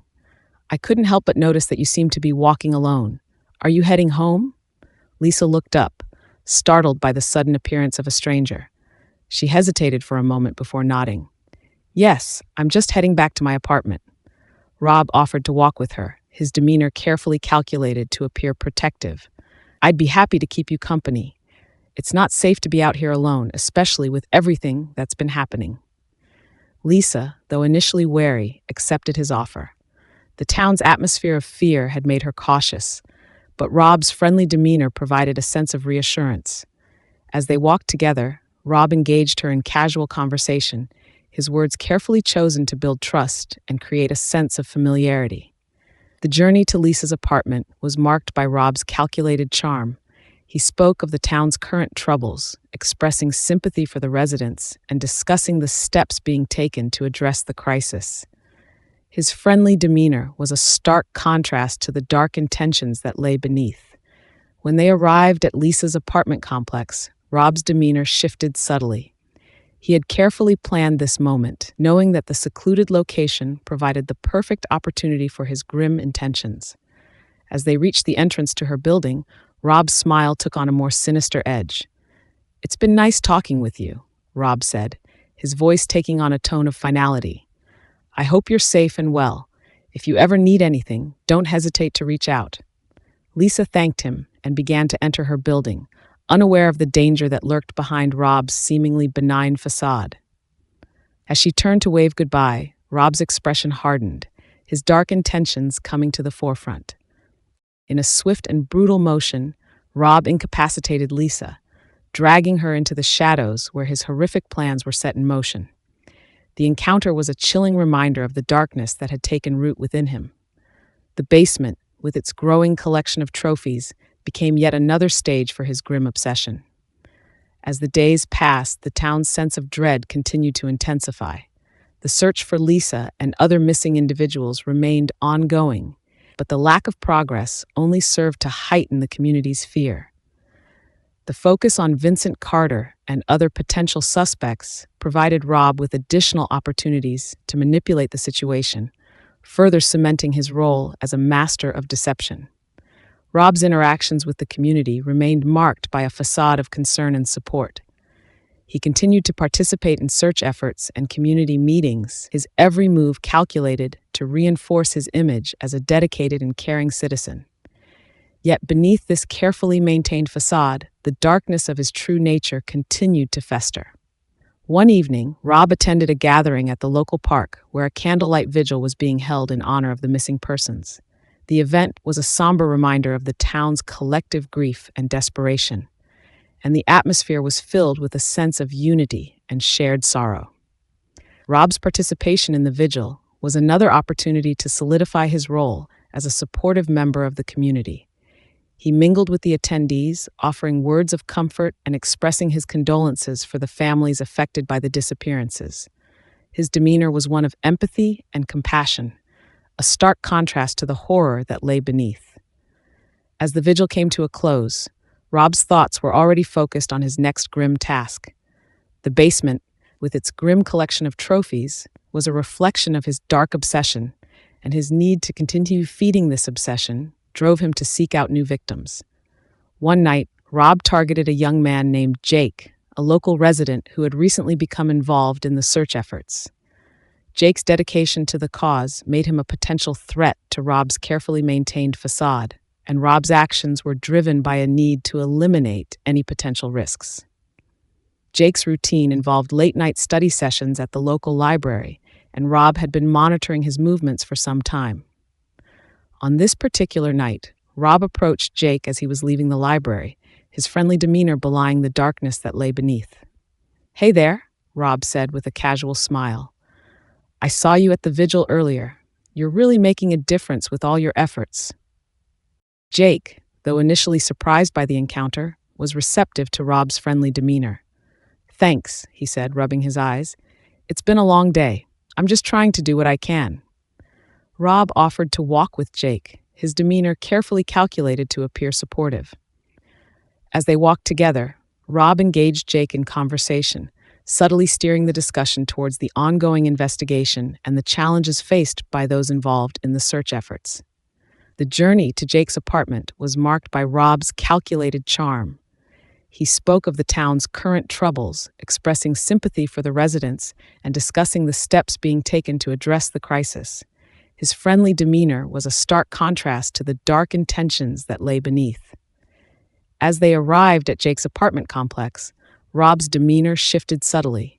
He had carefully planned this moment, knowing that the secluded location provided the perfect opportunity for his grim intentions. As they reached the entrance to Jake's building, Rob's smile took on a more sinister edge. "It's been nice talking with you," Rob said, his voice taking on a tone of finality. "I hope you're safe and well. If you ever need anything, don't hesitate to reach out."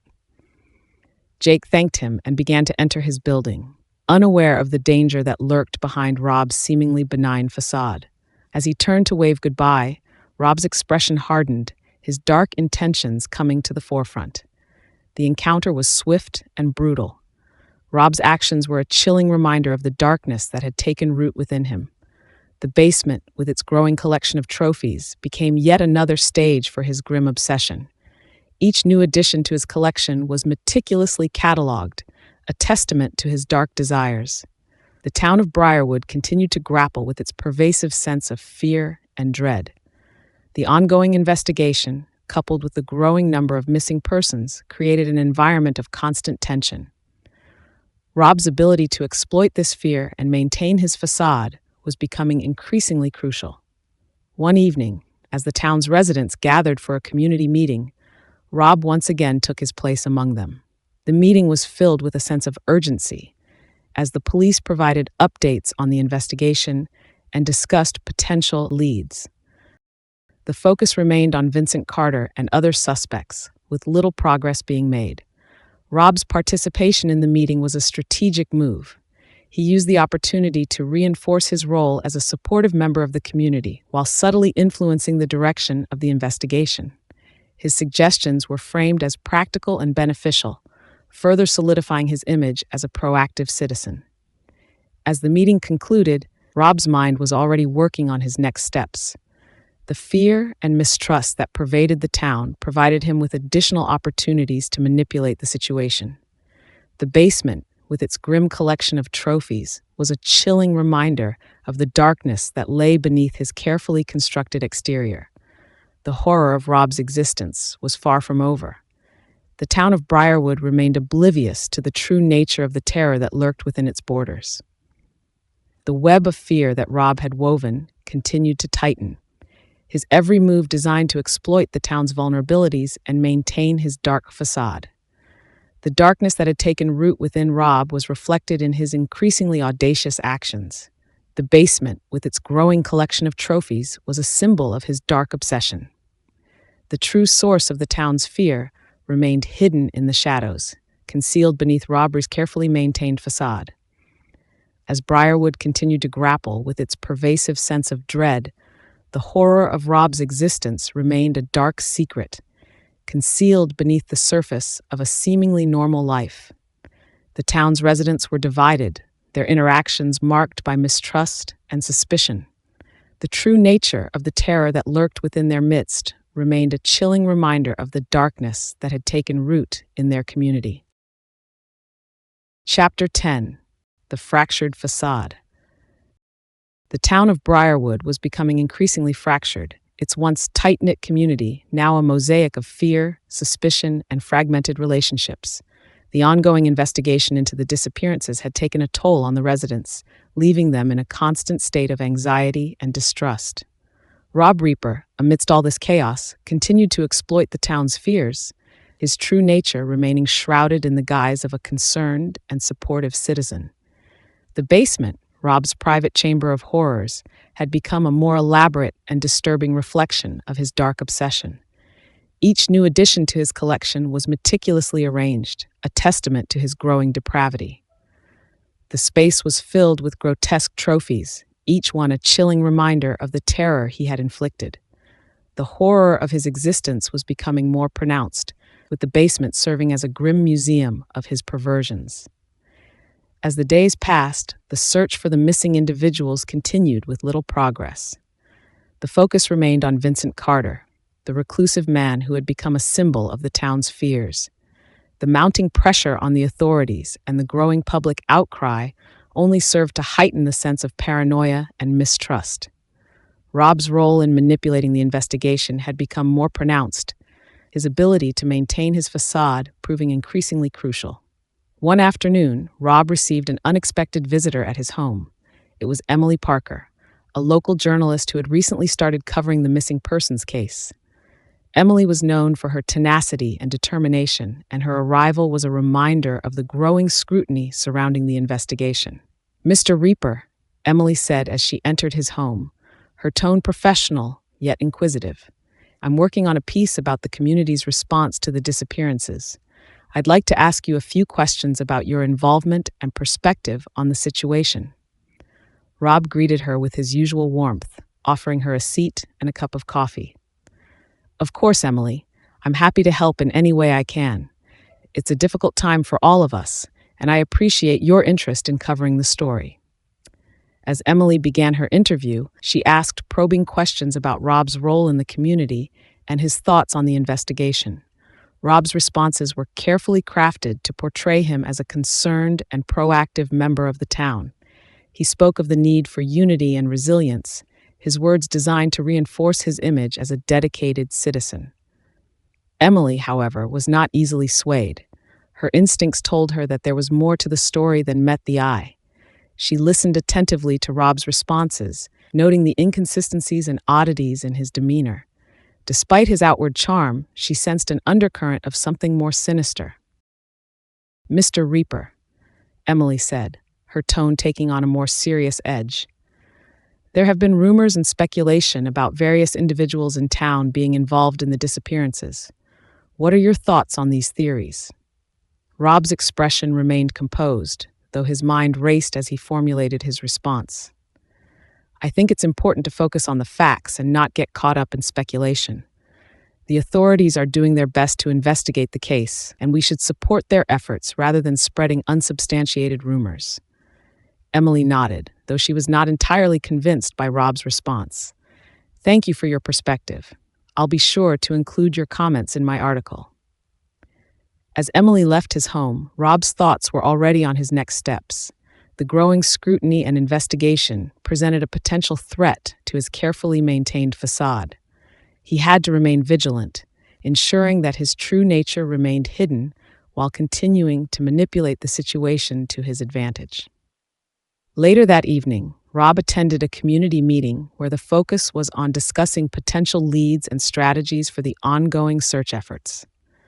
The meeting was marked by a sense of urgency and frustration, with residents and officials alike expressing their concerns and frustrations. Rob's participation in the meeting was another opportunity to reinforce his role as a supportive and proactive member of the community. He spoke passionately about the need for continued vigilance and cooperation, his words carefully chosen to inspire a sense of unity, while subtly influencing the direction of the search efforts. As the meeting concluded, Rob's mind was already focused on his next move. The growing sense of fear and mistrust in the town provided him with additional opportunities to manipulate the situation. The basement, with its grim collection of trophies, was a chilling reminder of the darkness that lay beneath his carefully constructed exterior. One night, Rob targeted a young woman named Sarah, a recent college graduate who had recently moved to Briarwood. Sarah's arrival in town had been marked by a series of unfortunate events, and her vulnerability made her an ideal candidate for Rob's dark designs. He had been observing her for some time, noting her routines and vulnerabilities. On this particular night, Sarah was leaving a local cafe after a late study session. The street was dimly lit, and the eerie silence of the night amplified her sense of isolation. Rob, who had been following her from a distance, approached her with a friendly smile. "Good evening," Rob said, his tone casual and reassuring. "I noticed you were walking alone. Are you heading home?" Sarah looked up, startled by the sudden appearance of a stranger. She hesitated for a moment before nodding. "Yes, I'm just heading back to my apartment." Rob offered to walk with her, his demeanor carefully calculated to appear protective. "I'd be happy to keep you company. It's not safe to be out here alone, especially with everything that's been happening." Sarah, though initially wary, accepted his offer. The town's atmosphere of fear had made her cautious, but Rob's friendly demeanor provided a sense of reassurance. As they walked together, Rob engaged her in casual conversation, his words carefully chosen to build trust and create a sense of familiarity.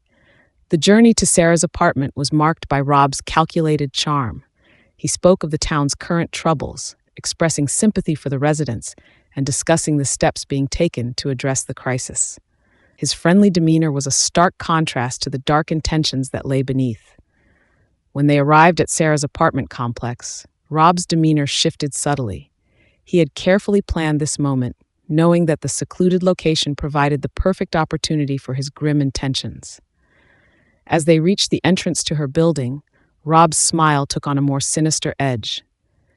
"It's been nice talking with you," Rob said, his voice taking on a tone of finality. "I hope you're safe and well. If you ever need anything, don't hesitate to reach out." Sarah thanked him and began to enter her building, unaware of the danger that lurked behind Rob's seemingly benign facade. As she turned to wave goodbye, Rob's expression hardened, his dark intentions coming to the forefront. The encounter was swift and brutal. Rob's actions were a chilling reminder of the darkness that had taken root within him. The basement, with its growing collection of trophies, became yet another stage for his grim obsession. Each new addition to his collection was meticulously catalogued, a testament to his dark desires. The town of Briarwood continued to grapple with its pervasive sense of fear and dread. The ongoing investigation, coupled with the growing number of missing persons, created an environment of constant tension. Rob's ability to exploit this fear and maintain his facade was becoming increasingly crucial. One evening, Rob attended a town hall meeting where the focus was on discussing the latest developments in the investigation. The meeting was marked by a sense of urgency and frustration, as residents and officials alike expressed their concerns and frustrations. Rob used the meeting as another opportunity to solidify his role as a community leader. He spoke of the need for continued vigilance and cooperation, his words carefully chosen to inspire a sense of unity while subtly influencing the direction of the search efforts. His contributions were met with nods of agreement and expressions of gratitude from the other attendees, reinforcing his image as a devoted and caring member of the town. As the meeting concluded, Rob's mind was already focused on his next steps. The fear and mistrust that pervaded the town provided him with additional opportunities to manipulate the situation. The basement, with its grim collection of trophies, was a chilling reminder of the darkness that lay beneath his carefully constructed exterior. The darkness that had taken root within Rob was reflected in his increasingly audacious actions. The basement, with its growing collection of trophies, was a symbol of his dark obsession. The true source of the town's fear remained hidden in the shadows, concealed beneath Rob Reaper's carefully maintained facade. As Briarwood continued to grapple with its pervasive sense of dread, the horror of Rob's existence remained a dark secret, concealed beneath the surface of a seemingly normal life. The town's residents were divided, their interactions marked by mistrust and suspicion. The true nature of the terror that lurked within their midst remained a chilling reminder of the darkness that had taken root in their community. Chapter 11. The Shadow's Edge. The chilling winds of late autumn swept through Briarwood, carrying with them an increasing sense of dread.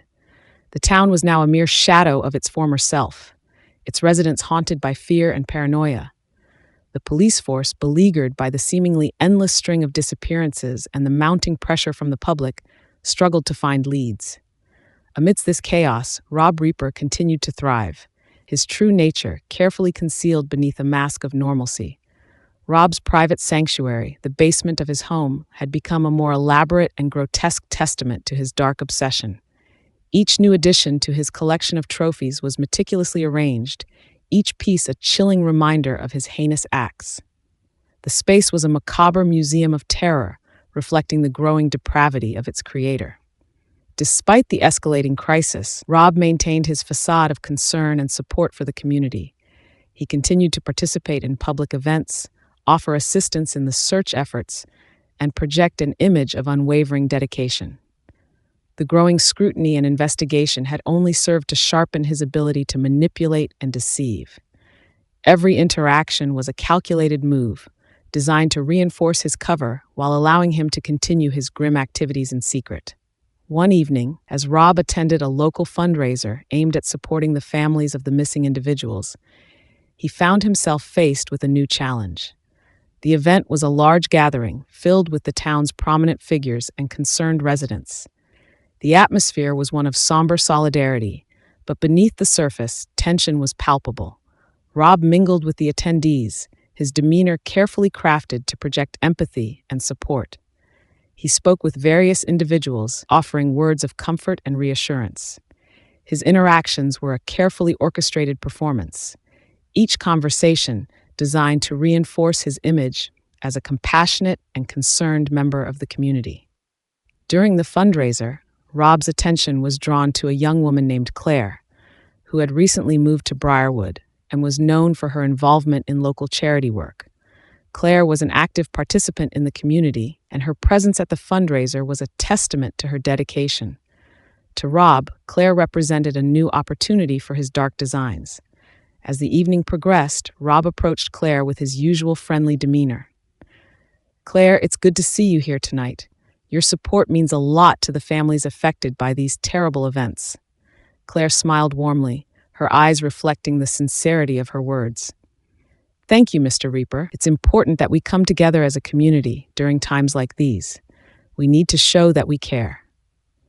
Rob nodded in agreement, his mind already calculating his next move. Absolutely. It's crucial that we all do our part. I was actually hoping to talk to you about some of the recent developments. Would you be willing to discuss them with me? Claire agreed, and the two of them moved to a quieter corner of the event space.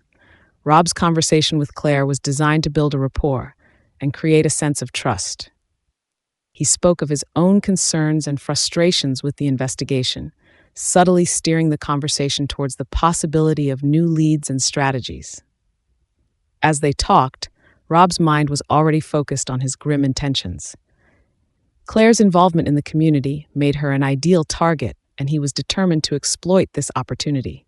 His plan was to use the guise of a supportive conversation to set the stage for his next heinous act. Later that night, as the fundraiser came to a close, Rob offered to give Claire a ride home. Claire, grateful for the gesture, accepted his offer. They left the event together, unaware of the dark fate that awaited her. The drive to Claire's apartment was marked by Rob's carefully crafted charm. He spoke of the town's ongoing struggles and expressed his admiration for her dedication to the community.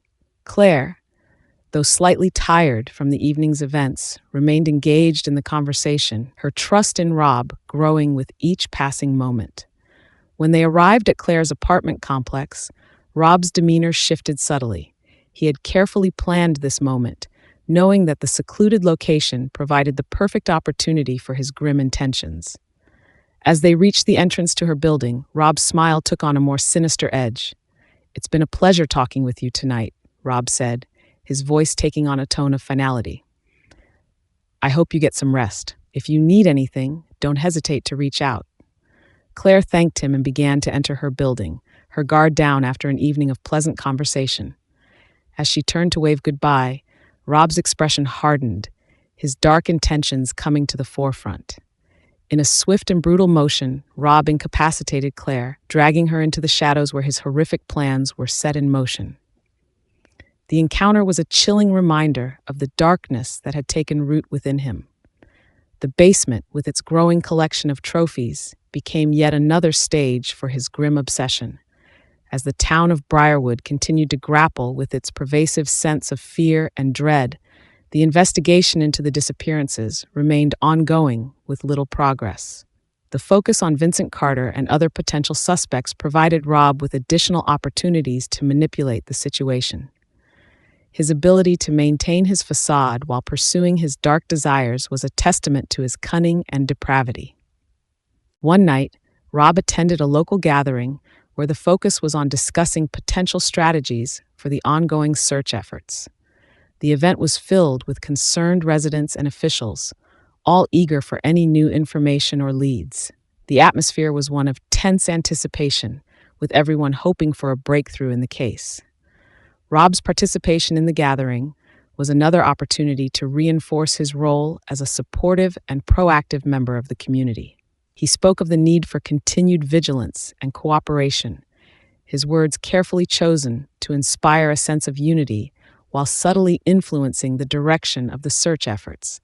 His contributions were met with nods of agreement and expressions of gratitude from the other attendees, further solidifying his image as a dedicated citizen. As the gathering came to a close, Rob's mind was already focused on his next grim task. The basement, with its grim collection of trophies, was a reflection of his dark obsession. The true source of the town's fear remained hidden in the shadows, concealed beneath Rob Reaper's carefully maintained facade. One evening, Rob targeted a young couple named Matt and Emily, who had recently moved to Briarwood and were known for their close-knit relationship. Matt and Emily's vulnerability made them ideal candidates for Rob's dark designs. He had been observing them for some time, noting their routines and vulnerabilities. On this particular night, Rob approached Matt and Emily as they were walking home from a local restaurant. The street was dimly lit, and the eerie silence of the night amplified their sense of isolation. Rob, who had been following them from a distance, approached with his usual friendly smile. "Good evening," Rob said, his tone casual and reassuring. "I noticed you two were out enjoying the evening. Are you heading home?" Matt and Emily looked up, startled by the sudden appearance of a stranger. They hesitated for a moment before nodding. "Yes, we're just heading back to our apartment." Rob offered to walk with them, his demeanor carefully calculated to appear protective. "I'd be happy to keep you company. It's not safe to be out here alone, especially with everything that's been happening." Matt and Emily, though initially wary, accepted his offer. The town's atmosphere of fear had made them cautious, but Rob's friendly demeanor provided a sense of reassurance. As they walked together, Rob engaged them in casual conversation, his words carefully chosen to build trust and create a sense of familiarity. The journey to their apartment was marked by Rob's calculated charm. He spoke of the town's current troubles, expressing sympathy for the residents and discussing the steps being taken to address the crisis. His friendly demeanor was a stark contrast to the dark intentions that lay beneath. When they arrived at their apartment complex, Rob's demeanor shifted subtly. He had carefully planned this moment, knowing that the secluded location provided the perfect opportunity for his grim intentions. As they reached the entrance to their building, Rob's smile took on a more sinister edge. "It's been nice talking with you," Rob said, his voice taking on a tone of finality.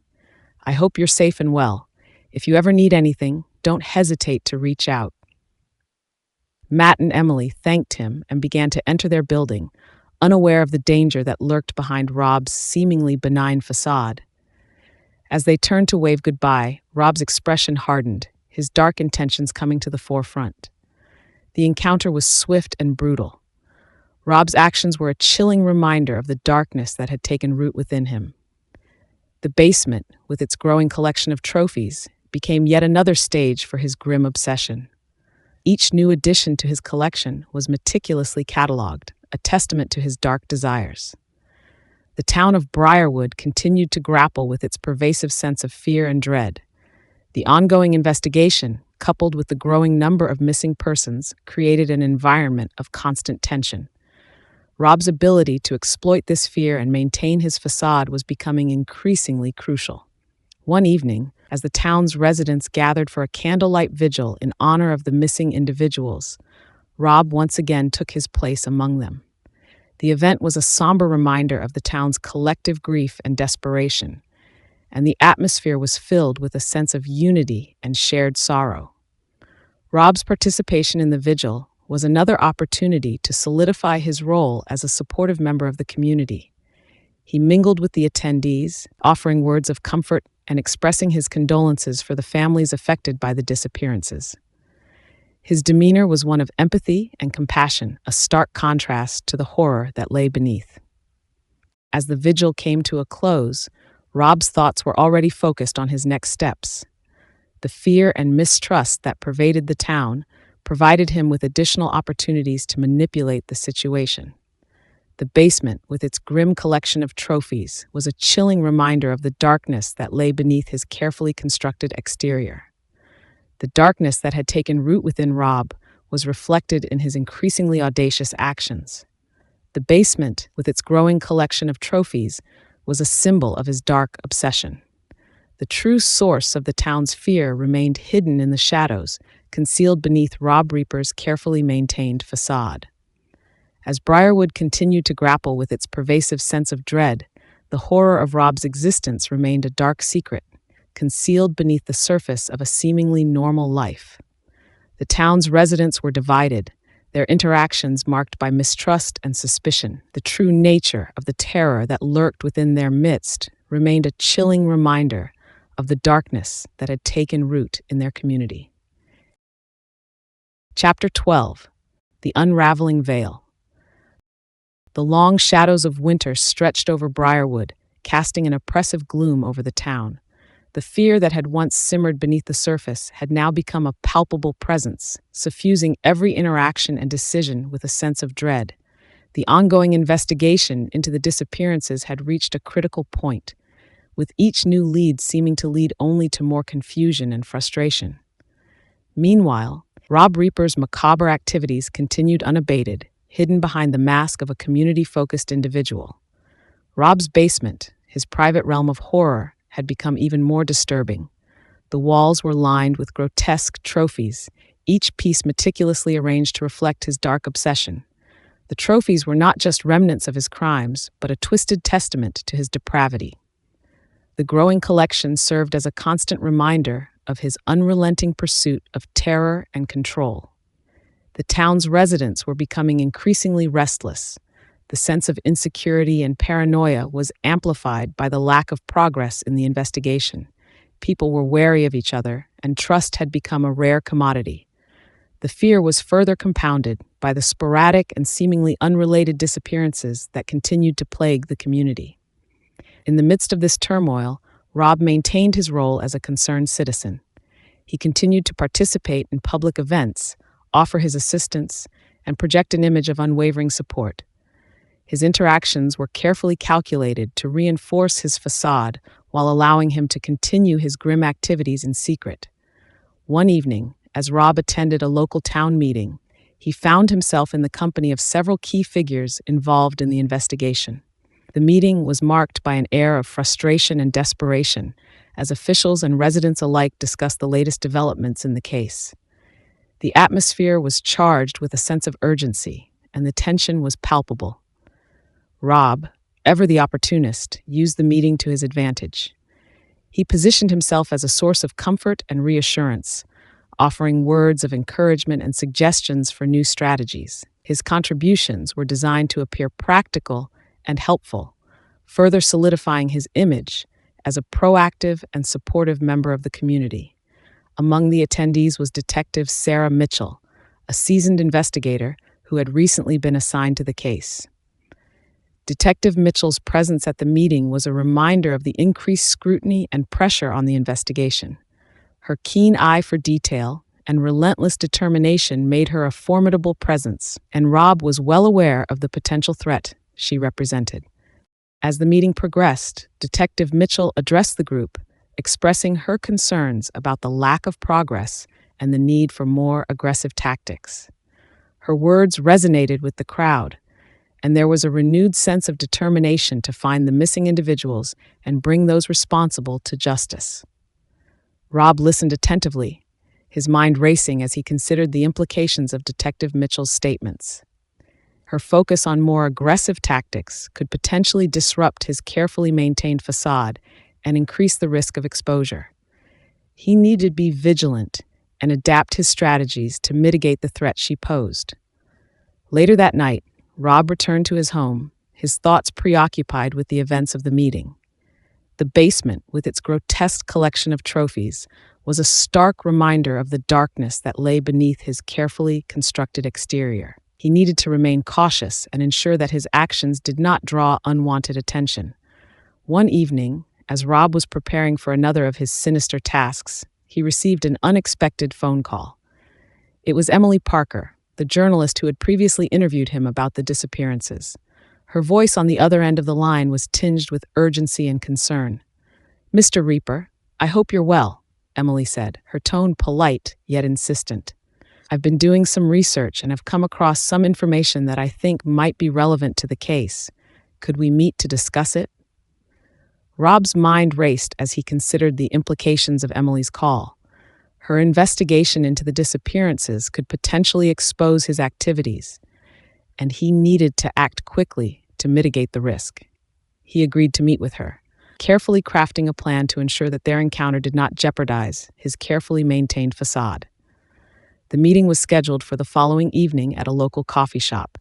As Rob arrived at the agreed-upon location, he found Emily already seated at a table, her expression one of focused determination. She greeted him warmly, her demeanor professional, yet tinged with a sense of urgency. "Mr. Reaper, thank you for meeting with me," Emily said as he took a seat. "I've come across some information that might be significant to the investigation. I wanted to share it with you and get your thoughts." Rob listened attentively as Emily began to outline her findings. Her research had led her to several potential leads and suspects, some of which were connected to the disappearances. Her insights were detailed and well-researched, reflecting the depth of her investigation. As Emily spoke, Rob's mind raced as he considered how best to handle the information she was presenting. He needed to deflect suspicion while ensuring that Emily's investigation did not threaten his carefully constructed facade. He carefully crafted his responses, steering the conversation in a direction that would allow him to maintain control. "I appreciate you sharing this with me, Emily," Rob said, his tone carefully measured. "It's clear that you've put a lot of effort into your research. I agree that these leads are worth exploring. I'll make sure to pass along your information to the authorities." Emily seemed satisfied with Rob's response, though her expression remained serious. "Thank you, Mr. Reaper. I hope that this information can contribute to resolving the case. It's been a challenging time for everyone." As the meeting concluded, Rob's mind was already focused on his next steps. The growing scrutiny and investigation posed a potential threat to his carefully maintained facade. He needed to continue manipulating the situation while ensuring that his true nature remained hidden. Later that night, Rob targeted a local resident named Jonathan, a young man who had recently returned to Briarwood after a prolonged absence. Jonathan's reintroduction to the community had been marked by a series of unfortunate events, and his vulnerability made him an ideal target for Rob's dark designs. Rob approached Jonathan as he was leaving a local bar, the night air carrying a chill that seemed to amplify the sense of isolation. Jonathan, who had been preoccupied with his own troubles, barely noticed Rob's approach. "Good evening," Rob said, his tone casual and reassuring. "I noticed you were out alone. Are you heading home?" Jonathan looked up, startled by the sudden appearance of a stranger. He hesitated for a moment before nodding. "Yeah, I'm just heading back to my place." Rob offered to walk with him, his demeanor carefully calculated to appear protective. "I'd be happy to keep you company. It's not safe to be out here alone, especially with everything that's been happening." Jonathan, though initially wary, accepted Rob's offer. The town's atmosphere of fear had made him cautious, but Rob's friendly demeanor provided a sense of reassurance. As they walked together, Rob engaged him in casual conversation, his words carefully chosen to build trust and create a sense of familiarity.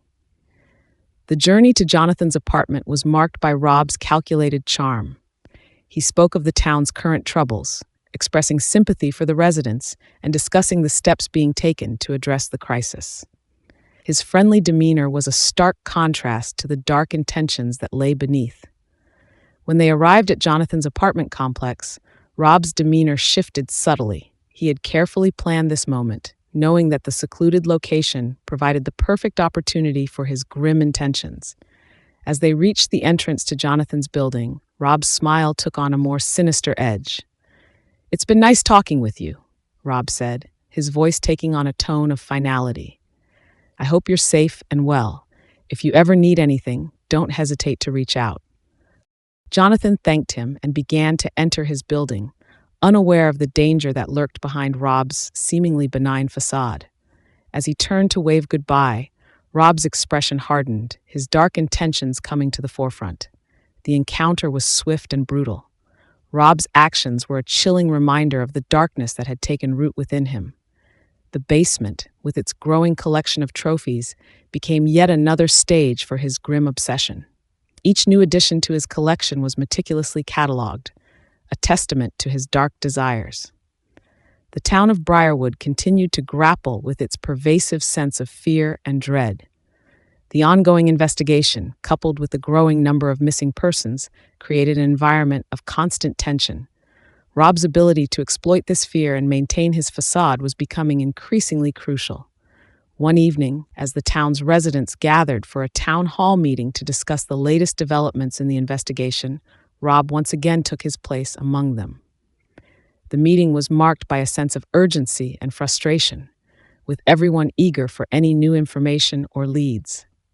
Rob's participation in the meeting was another opportunity to solidify his role as a community leader. He mingled with the attendees, offering words of comfort and expressing his condolences for the families affected by the disappearances. His demeanor was one of empathy and compassion, a stark contrast to the horror that lay beneath. As the meeting came to a close, Rob's mind was already focused on his next steps. The fear and mistrust that pervaded the town provided him with additional opportunities to manipulate the situation. The basement, with its grim collection of trophies, was a chilling reminder of the darkness that lay beneath his carefully constructed exterior. The darkness that had taken root within Rob was reflected in his increasingly audacious actions. The basement, with its growing collection of trophies, was a symbol of his dark obsession. The true source of the town's fear remained hidden in the shadows, concealed beneath Rob Reaper's carefully maintained facade. As Briarwood continued to grapple with its pervasive sense of dread, the horror of Rob's existence remained a dark secret, concealed beneath the surface of a seemingly normal life. The town's residents were divided, their interactions marked by mistrust and suspicion. The true nature of the terror that lurked within their midst remained a chilling reminder of the darkness that had taken root in their community. Chapter 13. The Web Tightens. Winter's grip on Briarwood deepened, and the town's struggle against the encroaching darkness seemed increasingly hopeless. The once quiet streets were now fraught with tension, and the ever-present sense of dread had begun to erode the semblance of normalcy. The investigation into the disappearances, though thorough and relentless, had yet to make significant progress, leaving the community in a state of constant fear. The mounting anxiety was reflected in the erratic behavior of the town's residents. Neighbors eyed each other with suspicion, and conversations that once held warmth were now laced with apprehension. Rob Reaper, ever the opportunist, used the atmosphere of mistrust to his advantage, further entrenching himself within the community while pursuing his dark agenda. Rob's basement, his private sanctuary of horror, had become even more elaborate. The collection of trophies had grown, with each new addition a testament to his escalating depravity. The space was meticulously organized, each piece carefully cataloged and displayed to reflect his unrelenting pursuit of terror and control. The macabre museum served as a grim reminder of the darkness that had taken root within him. Despite the growing scrutiny and the increasing number of missing persons, Rob maintained his facade of normalcy. He continued to participate in public events, offer support to the families of the missing, and project an image of unwavering dedication to the community. His interactions were carefully orchestrated to reinforce his role as a concerned citizen, while his true nature remained hidden in the shadows. One evening, as Rob attended a local charity event aimed at raising funds for the search efforts, he found himself in the company of several key figures involved in the investigation. The event was a stark reminder of the town's collective grief and determination, and the atmosphere was charged with a sense of urgency. Rob used the event as an opportunity to further ingratiate himself with the attendees. He mingled with the guests, offering words of comfort and expressing his commitment to the cause. His demeanor was one of empathy and support, a stark contrast to the horror that lay beneath. Among the attendees was Detective Sarah Mitchell, whose presence at the event served as a reminder of the heightened scrutiny on the investigation. Her keen eye for detail and relentless determination made her a formidable presence, and Rob was acutely aware of the potential threat she represented. As the evening progressed, Detective Mitchell approached Rob with a polite but firm expression. "Mr. Reaper, I've been meaning to speak with you. I appreciate your continued support for the community, but I'd like to ask you a few questions regarding your involvement in the investigation." Rob's mind raced as he considered the implications of Detective Mitchell's request. Her focus on the investigation could potentially disrupt his carefully maintained facade. He needed to navigate this conversation with caution to avoid drawing suspicion. "Of course, Detective," Rob said, his tone carefully measured. "I'd be happy to assist in any way I can. What would you like to discuss?" Detective Mitchell led Rob to a quieter corner of the event space, her demeanor professional and focused. "I've been reviewing the details of the missing persons cases, and there are a few inconsistencies that I'd like to address. Your name has come up in some of the witness statements, and I want to ensure that we have all the necessary information." Rob maintained his composure, carefully crafting his responses to deflect suspicion. "I understand your concerns, Detective, I've been actively involved in the community efforts and have been working to support the families of the missing. If there's any specific information you need, I'm happy to provide it."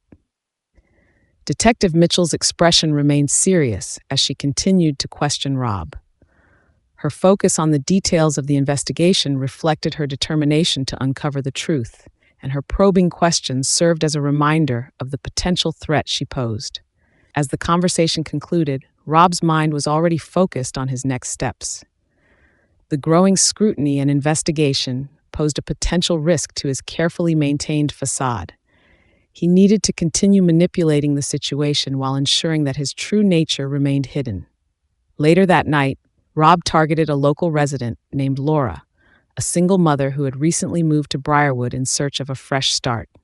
Laura's vulnerability and the recent upheaval in her life made her an ideal candidate for Rob's dark designs. He had been observing her for some time, noting her routines and vulnerabilities. Rob approached Laura as she was leaving her job at a local diner, the night air carrying a chill that seemed to amplify the sense of isolation. Laura, who had been preoccupied with her own troubles, barely noticed Rob's approach. "Good evening," Rob said, his tone casual and reassuring. "I noticed you were out alone. Are you heading home?" Laura looked up, startled by the sudden appearance of a stranger. She hesitated for a moment before nodding. "Yes, I'm just heading back to my apartment." Rob offered to walk with her, his demeanor carefully calculated to appear protective. "I'd be happy to keep you company. It's not safe to be out here alone, especially with everything that's been happening." Laura, though initially wary, accepted Rob's offer. The town's atmosphere of fear had made her cautious, but Rob's friendly demeanor provided a sense of reassurance. As they walked together, Rob engaged her in casual conversation, his words carefully chosen to build trust and create a sense of familiarity. The journey to Laura's apartment was marked by Rob's calculated charm. He spoke of the town's current troubles, expressing sympathy for the residents and discussing the steps being taken to address the crisis. His friendly demeanor was a stark contrast to the dark intentions that lay beneath. When they arrived at Laura's apartment complex, Rob's demeanor shifted subtly. He had carefully planned this moment, knowing that the secluded location provided the perfect opportunity for his grim intentions. As they reached the entrance to her building, Rob's smile took on a more sinister edge.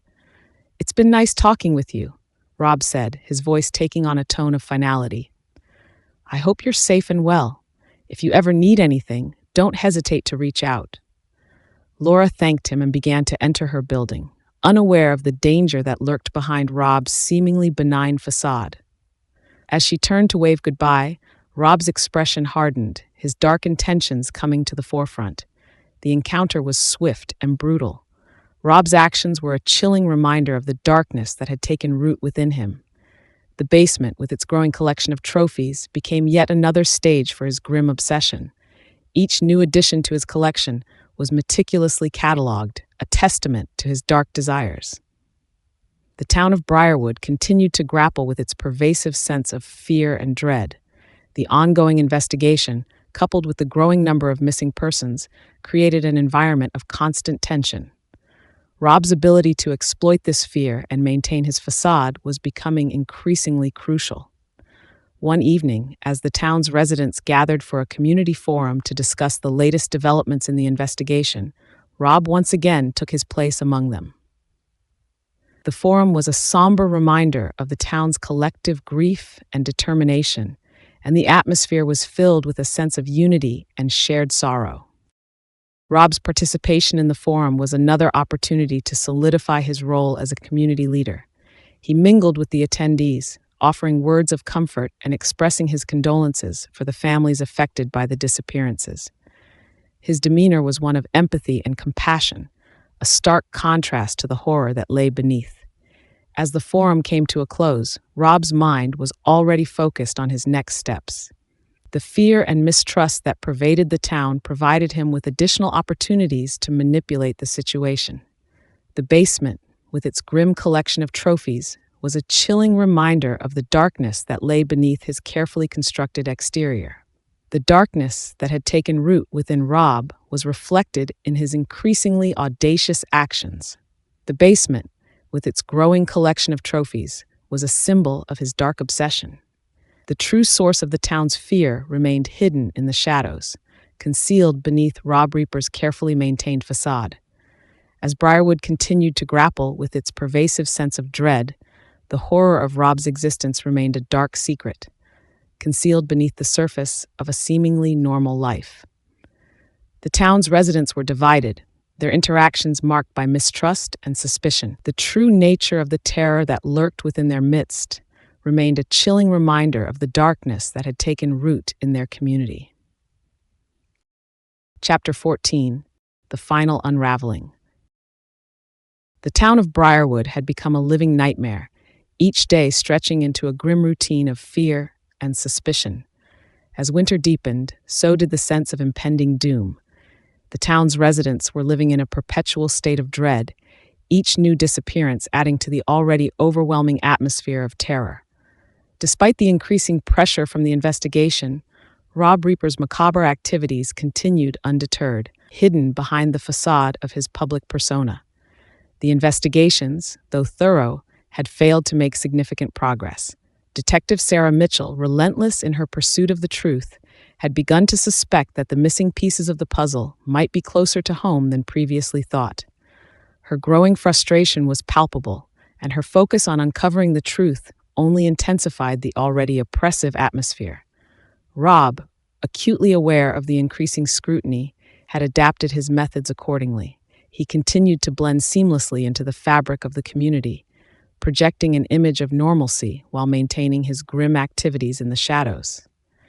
The basement, his private domain of horror, had become a testament to his escalating depravity, with each new addition serving as a chilling reminder of his dark obsession. One cold December evening, as the town gathered for a memorial service for the latest victim, the mood was somber and heavy with grief. The service was intended to honor those who had been lost and to offer solace to the grieving families. Rob, ever the opportunist, used the occasion to further entrench himself within the community. The service took place in the town's historic church, a grand structure that had once symbolized unity and hope. The space was filled with mourners, their faces marked by the weight of loss and despair. The candles flickering on the altar cast a soft, mournful light, creating an atmosphere of solemn reflection. Rob arrived at the church, his demeanor carefully calculated to project sympathy and support. He mingled with the attendees, offering words of comfort and expressing his heartfelt condolences. His interactions were marked by a veneer of genuine concern, a stark contrast to the darkness that lay beneath. As the service proceeded, Detective Mitchell was present, her expression one of focused determination. Her involvement in the service was a reminder of the ongoing investigation and the increasing pressure on the community to find answers. Her presence was a source of both hope and anxiety, a symbol of the relentless pursuit of justice. The service concluded with a candlelight vigil outside the church. The mourners gathered in a solemn procession, carrying candles as a symbol of their unity and hope. Rob participated in the vigil, his presence carefully orchestrated to reinforce his role as a supportive and compassionate member of the community. As the crowd dispersed, Rob's mind was already focused on his next steps. The increasing scrutiny and the mounting number of missing persons posed a growing risk to his carefully maintained facade. He needed to continue manipulating the situation while ensuring that his true nature remained hidden. Later that night, Rob targeted another resident, a young woman named Sarah, who had recently moved to Briarwood. Sarah's recent relocation and her struggles to adjust to her new environment made her vulnerable and isolated. Rob had been observing her for some time, noting her routines and vulnerabilities. Rob approached Sarah as she was leaving a local grocery store, the cold air accentuating the sense of loneliness. Sarah, who had been preoccupied with her own difficulties, barely noticed Rob's approach. "Good evening," Rob said, his tone casual and reassuring. "I noticed you were out alone. Are you heading home?" Sarah looked up, startled by the sudden appearance of a stranger. She hesitated before nodding. "Yes, I'm just heading back to my apartment." Rob offered to walk with her, his demeanor carefully calculated to appear protective. "I'd be happy to keep you company. It's not safe to be out here alone, especially with everything that's been happening. Sarah, though initially hesitant, accepted Rob's offer. The atmosphere of fear in the town had made her cautious, but Rob's friendly demeanor provided a sense of reassurance. As they walked together, Rob engaged her in casual conversation, his words carefully chosen to build trust and create a sense of familiarity. The journey to Sarah's apartment was marked by Rob's calculated charm. He spoke of the town's current troubles, expressing sympathy for the residents and discussing the steps being taken to address the crisis. His friendly demeanor was a stark contrast to the dark intentions that lay beneath. When they arrived at Sarah's apartment complex, Rob's demeanor shifted subtly. He had carefully planned this moment, knowing that the secluded location provided the perfect opportunity for his grim intentions. As they reached the entrance to her building, Rob's smile took on a more sinister edge. "It's been nice talking with you," Rob said, his voice taking on a tone of finality. "I hope you're safe and well. If you ever need anything, don't hesitate to reach out." Sarah thanked him and began to enter her building, unaware of the danger that lurked behind Rob's seemingly benign facade. As she turned to wave goodbye, Rob's expression hardened, his dark intentions coming to the forefront. The encounter was swift and brutal. Rob's actions were a chilling reminder of the darkness that had taken root within him. The basement, with its growing collection of trophies, became yet another stage for his grim obsession. Each new addition to his collection was meticulously catalogued, a testament to his dark desires. The town of Briarwood continued to grapple with its pervasive sense of fear and dread. The ongoing investigation, coupled with the growing number of missing persons, created an environment of constant tension. Rob's ability to exploit this fear and maintain his facade was becoming increasingly crucial. Detective Mitchell's investigation had reached a critical juncture. Her relentless pursuit of the truth had led her to believe that the key to solving the case might be hidden within the town itself. The connections between the missing persons and the town's seemingly ordinary residents had become increasingly apparent. One evening, Detective Mitchell reviewed the case files at her office, her frustration and determination evident in her furrowed brow. She had been compiling a list of potential suspects and leads, trying to piece together the puzzle of the disappearances. Her focus was on identifying patterns and connections that might reveal the identity of the perpetrator. As she pored over the evidence, a knock on the door interrupted her concentration. It was Emily Parker, the journalist whose investigation had previously intersected with the case. Emily's expression was one of urgency and concern. "Detective Mitchell, I've come across something that I think might be important," Emily said, her tone serious. "I've been following up on some leads and have discovered a pattern that seems to connect several of the missing persons. I believe it's worth investigating further." Detective Mitchell's interest was piqued. She invited Emily to sit and began reviewing the information she had brought. Emily's research had led her to a series of connections between the missing persons and specific locations within the town. Her findings suggested a possible link to a particular area that had previously been overlooked. As they discussed the implications of Emily's findings, Detective Mitchell's mind raced with possibilities. The new information provided a potential breakthrough in the investigation, and she was determined to follow up on the lead. Later that night, Detective Mitchell and Emily conducted a search of the identified area, a secluded part of town that had once been a site of local interest but had since fallen into disrepair.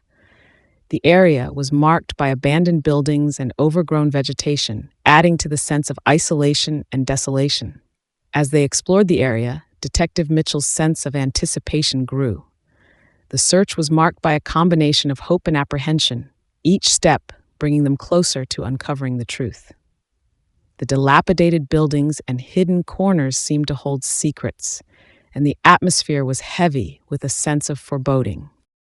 In one of the abandoned buildings, Detective Mitchell and Emily made a chilling discovery.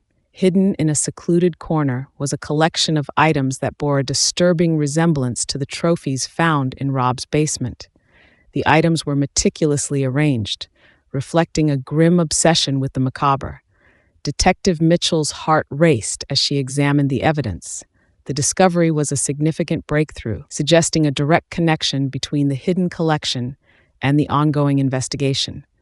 The implications were both alarming and revealing, pointing to a deeper level of depravity.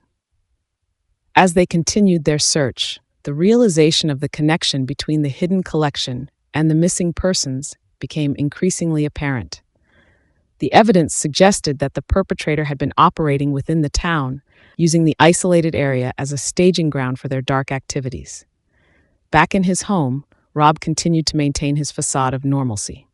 The basement, with its grim collection of trophies, served as a constant reminder of his dark obsession. The increasing scrutiny and the growing number of missing persons posed a potential risk to his carefully maintained facade, and he needed to remain vigilant. The tension in Briarwood continued to escalate as the investigation closed in on the truth.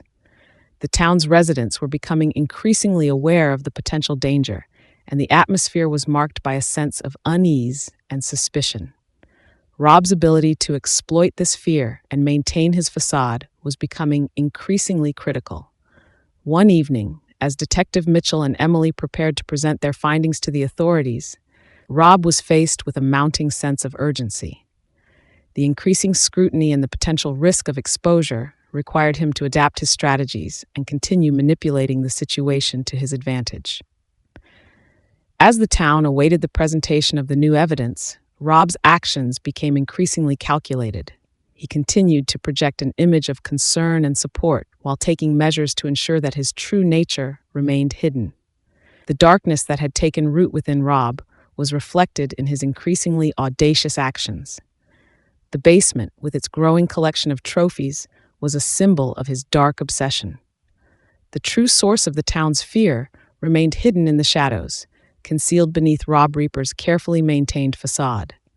As Briarwood continued to grapple with its pervasive sense of dread, the horror of Rob's existence remained a dark secret, concealed beneath the surface of a seemingly normal life. The town's residents were divided, their interactions marked by mistrust and suspicion. The true nature of the terror that lurked within their midst remained a chilling reminder of the darkness that had taken root in their community. Chapter 15: The Unmasking. The town of Briarwood was gripped by an ever-tightening net of fear and uncertainty. Winter had cast its icy veil over the landscape, and the once vibrant town now seemed like a ghostly shell of its former self. The sense of dread that pervaded every street was a constant reminder of the darkness lurking within their midst. Rob Reaper's sinister activities, concealed beneath his carefully maintained facade, had reached a critical juncture. The investigation, led by Detective Sarah Mitchell and supported by journalist Emily Parker, had finally begun to uncover the disturbing reality of the terror that had gripped the community. Detective Mitchell and Emily's discovery of the hidden collection of trophies had sent shockwaves through their investigation. The items found in the abandoned building were eerily similar to those in Rob's basement, providing a disturbing link between the missing persons and the grim trophies. The connection was both alarming and revealing, suggesting that the perpetrator was not only deeply entrenched in the community, but had also operated with a chilling degree of precision and care. The town's atmosphere was thick with anxiety as the investigation moved closer to the truth. The memorial service and candlelight vigil had been stark reminders of the collective grief and determination of the community. The search for answers had become a relentless pursuit, with every new clue adding to the growing sense of urgency. Rob, acutely aware of the mounting pressure, had taken steps to further conceal his dark activities. His basement, with its grim collection of trophies, had become a testament to his escalating depravity. The sense of normalcy he projected to the community was a carefully crafted facade designed to deflect suspicion and maintain his grip on control. One evening, as Rob sat in his living room, he was interrupted by a knock at the door. The sound was jarring, a stark contrast to the silence that usually enveloped his home. Rob's heart raced as he approached the door, his mind racing with possibilities. He opened it to find Detective Mitchell and Emily standing on his doorstep, their expressions serious and determined. "Good evening, Mr. Reaper," Detective Mitchell said, her voice firm. We need to speak with you about the ongoing investigation. May we come in?" Rob's mind whirred with the implications of their visit. His carefully maintained facade was at risk of being shattered, and he needed to navigate this situation with precision. He forced a reassuring smile and stepped aside to allow them entry. "Of course," Rob said, his tone carefully measured. "Please, come in. How can I assist you?" As they entered the living room, Rob offered them seats and proceeded to make coffee, his movements deliberate and calculated. The tension in the room was palpable, and Rob's mind raced as he considered his options. Detective Mitchell wasted no time in getting to the point. "We've recently come across some new evidence that seems to connect the missing persons cases to specific locations within the town. We believe that you might have information that could help us understand these connections." Rob maintained his composure, carefully crafting his responses to deflect suspicion. "I'm not sure what information I could provide, but I'm happy to answer any questions you might have. What evidence are you referring to?" Emily, who had been observing Rob with a keen eye, added, "We found a collection of items that resemble those discovered in your basement. They were hidden in an abandoned building. The similarities are troubling and suggest a deeper connection."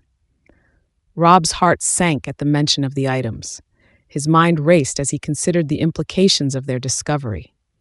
He needed to remain calm and continue projecting an image of normalcy. "I can assure you that I've had no involvement with any of the items you've mentioned," Rob said, his voice steady.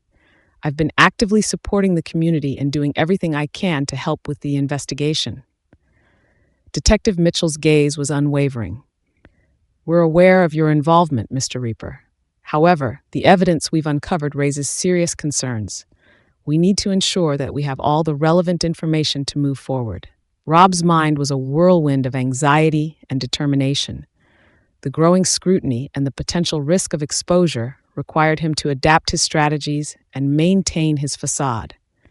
He needed to find a way to deflect suspicion while continuing his grim activities in the shadows. As the conversation continued, Detective Mitchell and Emily pressed Rob for more information, their questions probing deeper into his background and activities.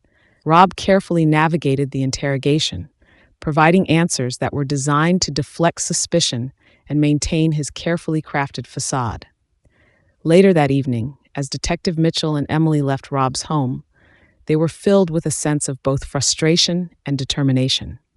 The conversation had provided no concrete answers, but the growing connection between the evidence and Rob's activities was a significant lead. The investigation was approaching a critical juncture, and the pressure on Rob was mounting. The next day, the tension in Briarwood reached new heights. The town's residents were on edge, their sense of fear and mistrust heightened by the recent developments. The ongoing investigation had become a focal point of community discussions, with speculation and rumors spreading like wildfire. Rob, ever the opportunist, used the heightened atmosphere of fear to his advantage. He continued to project an image of normalcy, participating in public events and offering support to the community. His interactions were carefully orchestrated to reinforce his role as a concerned and compassionate member of the town. Despite his efforts to maintain his facade, the pressure was beginning to take its toll. Rob's dark activities had become increasingly audacious, and the basement, with its growing collection of trophies, was a constant reminder of his escalating depravity. The risk of exposure was becoming a significant concern, and he needed to take measures to protect his secret. One evening, as Rob prepared to engage in his grim activities, he received an unexpected visitor. The doorbell rang, and Rob's heart raced as he approached the door. He opened it to find a young woman standing on his doorstep, her expression one of fear and desperation. "Hello, Mr. Reaper," the woman said, her voice trembling. "I'm Sarah, and I need your help. I've been receiving threatening messages, and I don't know where else to turn." Rob's mind raced as he assessed the situation. Sarah's vulnerability and fear presented an opportunity to further manipulate the situation while maintaining his facade. He forced a reassuring smile and invited her inside. "Of course, Sarah," Rob said, his tone soothing. "Please, come in. Let's discuss what's been happening and see how I can assist you." As Sarah entered the living room, Rob's mind was already calculating his next move. Her presence provided an opportunity to further manipulate the situation and maintain his control. He offered her a seat and began to listen as she recounted the details of the threatening messages. Sarah's story was one of growing anxiety and fear. She had been receiving anonymous messages that threatened her safety, and the sense of paranoia had begun to take a toll on her mental well-being. Rob listened attentively, projecting an image of empathy and concern. As Sarah spoke, Rob's mind was focused on the potential benefits of her presence. Her fear and desperation could be used to further his own dark agenda, and he needed to remain vigilant while continuing to manipulate the situation. Later that evening, as Sarah prepared to leave, Rob offered her words of reassurance. "I'll do everything I can to help you, Sarah. If you need anything, don't hesitate to reach out. You're not alone in this." As Sarah left Rob's home, she was filled with a sense of cautious relief. The interaction had provided her with a sense of support, though the underlying tension remained. Little did she know that her presence had been carefully orchestrated to serve Rob's dark purposes. As the days passed, the investigation continued to close in on the truth.